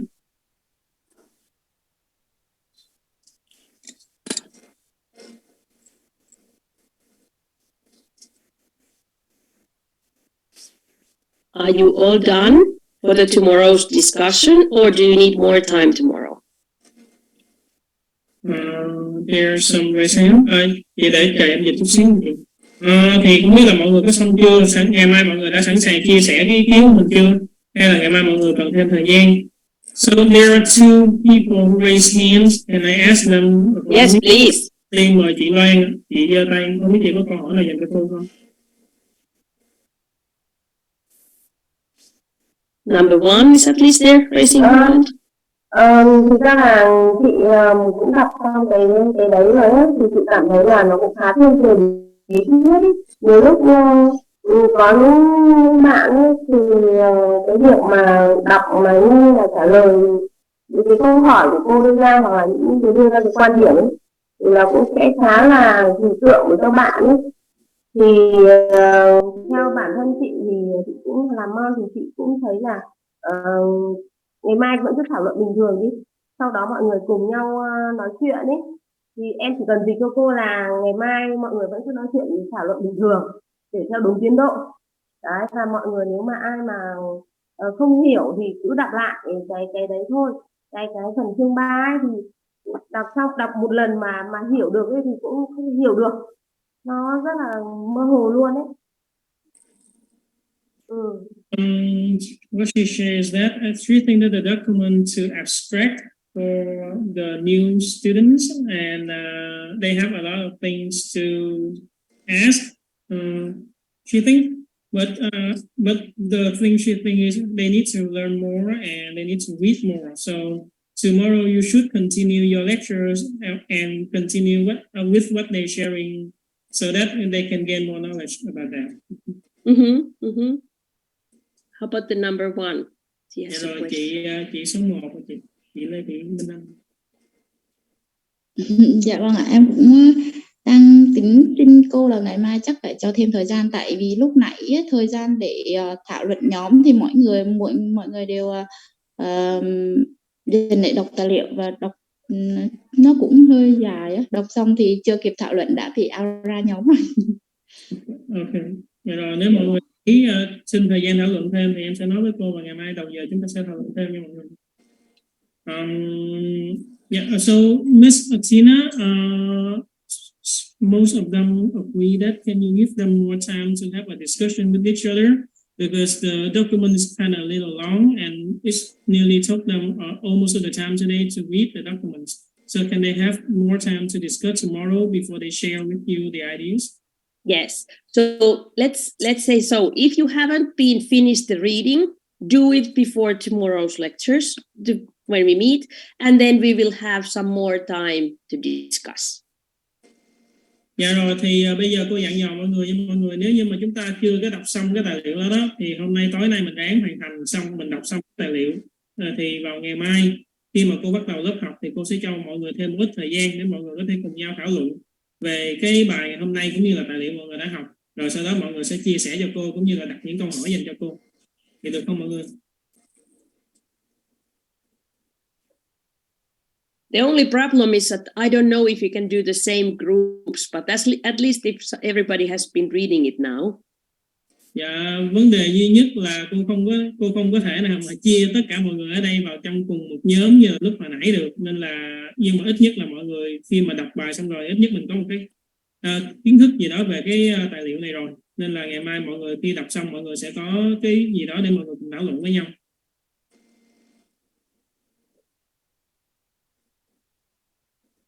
But at least if everybody has been reading it now, that's good. So then they can discuss tomorrow. Yeah, yes, it's true. I already explained that. So thank you for everybody being here tonight with all of us. I hope you a pleasant night. Yeah. See you tomorrow. Cảm ơn tất cả mọi người đã tham gia học cùng với cô vào ngày hôm nay. Cô mong rằng buổi học hôm nay sẽ mang lại nhiều cái thông tin cho mọi người, và hẹn gặp mọi người vào ngày mai. Thank you teacher Tina. Bye bye. Bye. Mình xin phép các bạn là mình sẽ điểm danh vào cuối buổi nhé. Mình sẽ gọi tên ra từng số thứ tự và ai được gọi tên sẽ mở mic và trả lời là có nha. Yeah, they're taking attendance. Okay. Lê Thị Minh Anh.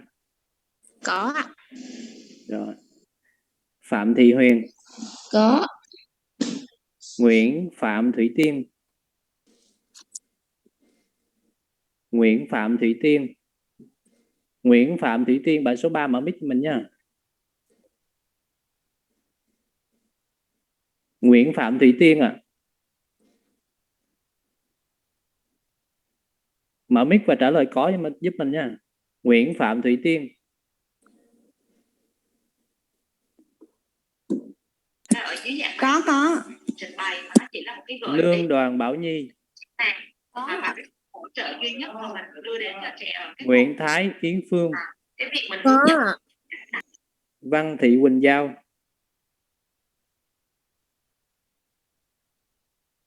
Văn Thị Quỳnh Giao.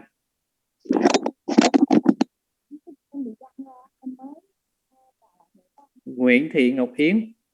Có hả? Phan Đặng Thùy Dương. Dạ có. Phạm Thu Hiền. Dạ có ạ. Nguyễn Thị Tiết Trinh. Có. Nguyễn Bảo Hân. Dạ có. Lâm Thanh Thiên Thanh. Có. Võ Thị Yến Nhi. Võ Thị Yến Nhi.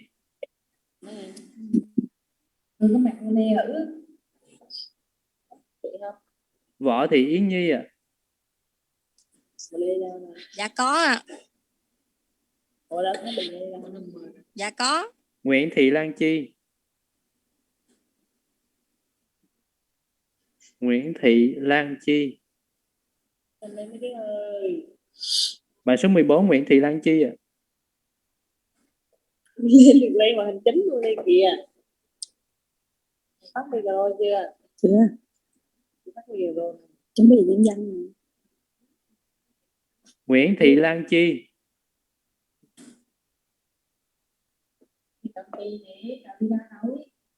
Nguyễn Thị Bảo Châu.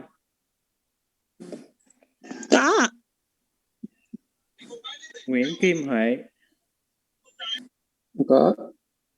Nguyễn Thị Ái Tín.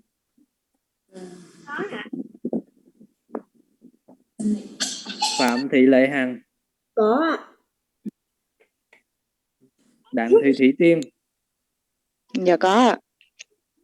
Nguyễn Thị Lệ Trang.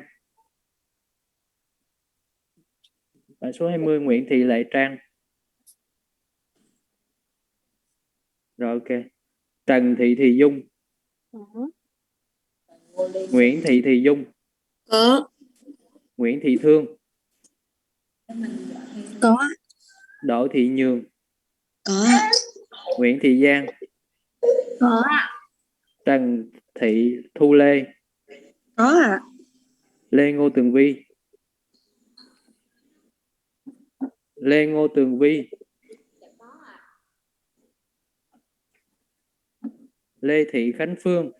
Dạ có ạ. Nguyễn Lý Minh Tâm. Nguyễn Lý Minh Tâm. Nguyễn Lý Tâm. Có ạ. Rồi. Có ạ. Tô Cẩm Nhung. Có ạ. Lê Thị Hoàng Kim. Hồ Thị Dạ Thu. có ạ. Có.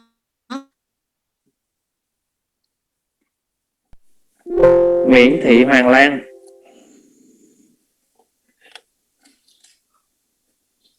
Nguyễn Thị Hoàng Lan. Dạ có ạ. Trần Thị Tài Linh. Dạ có. Vũ Thị Hương.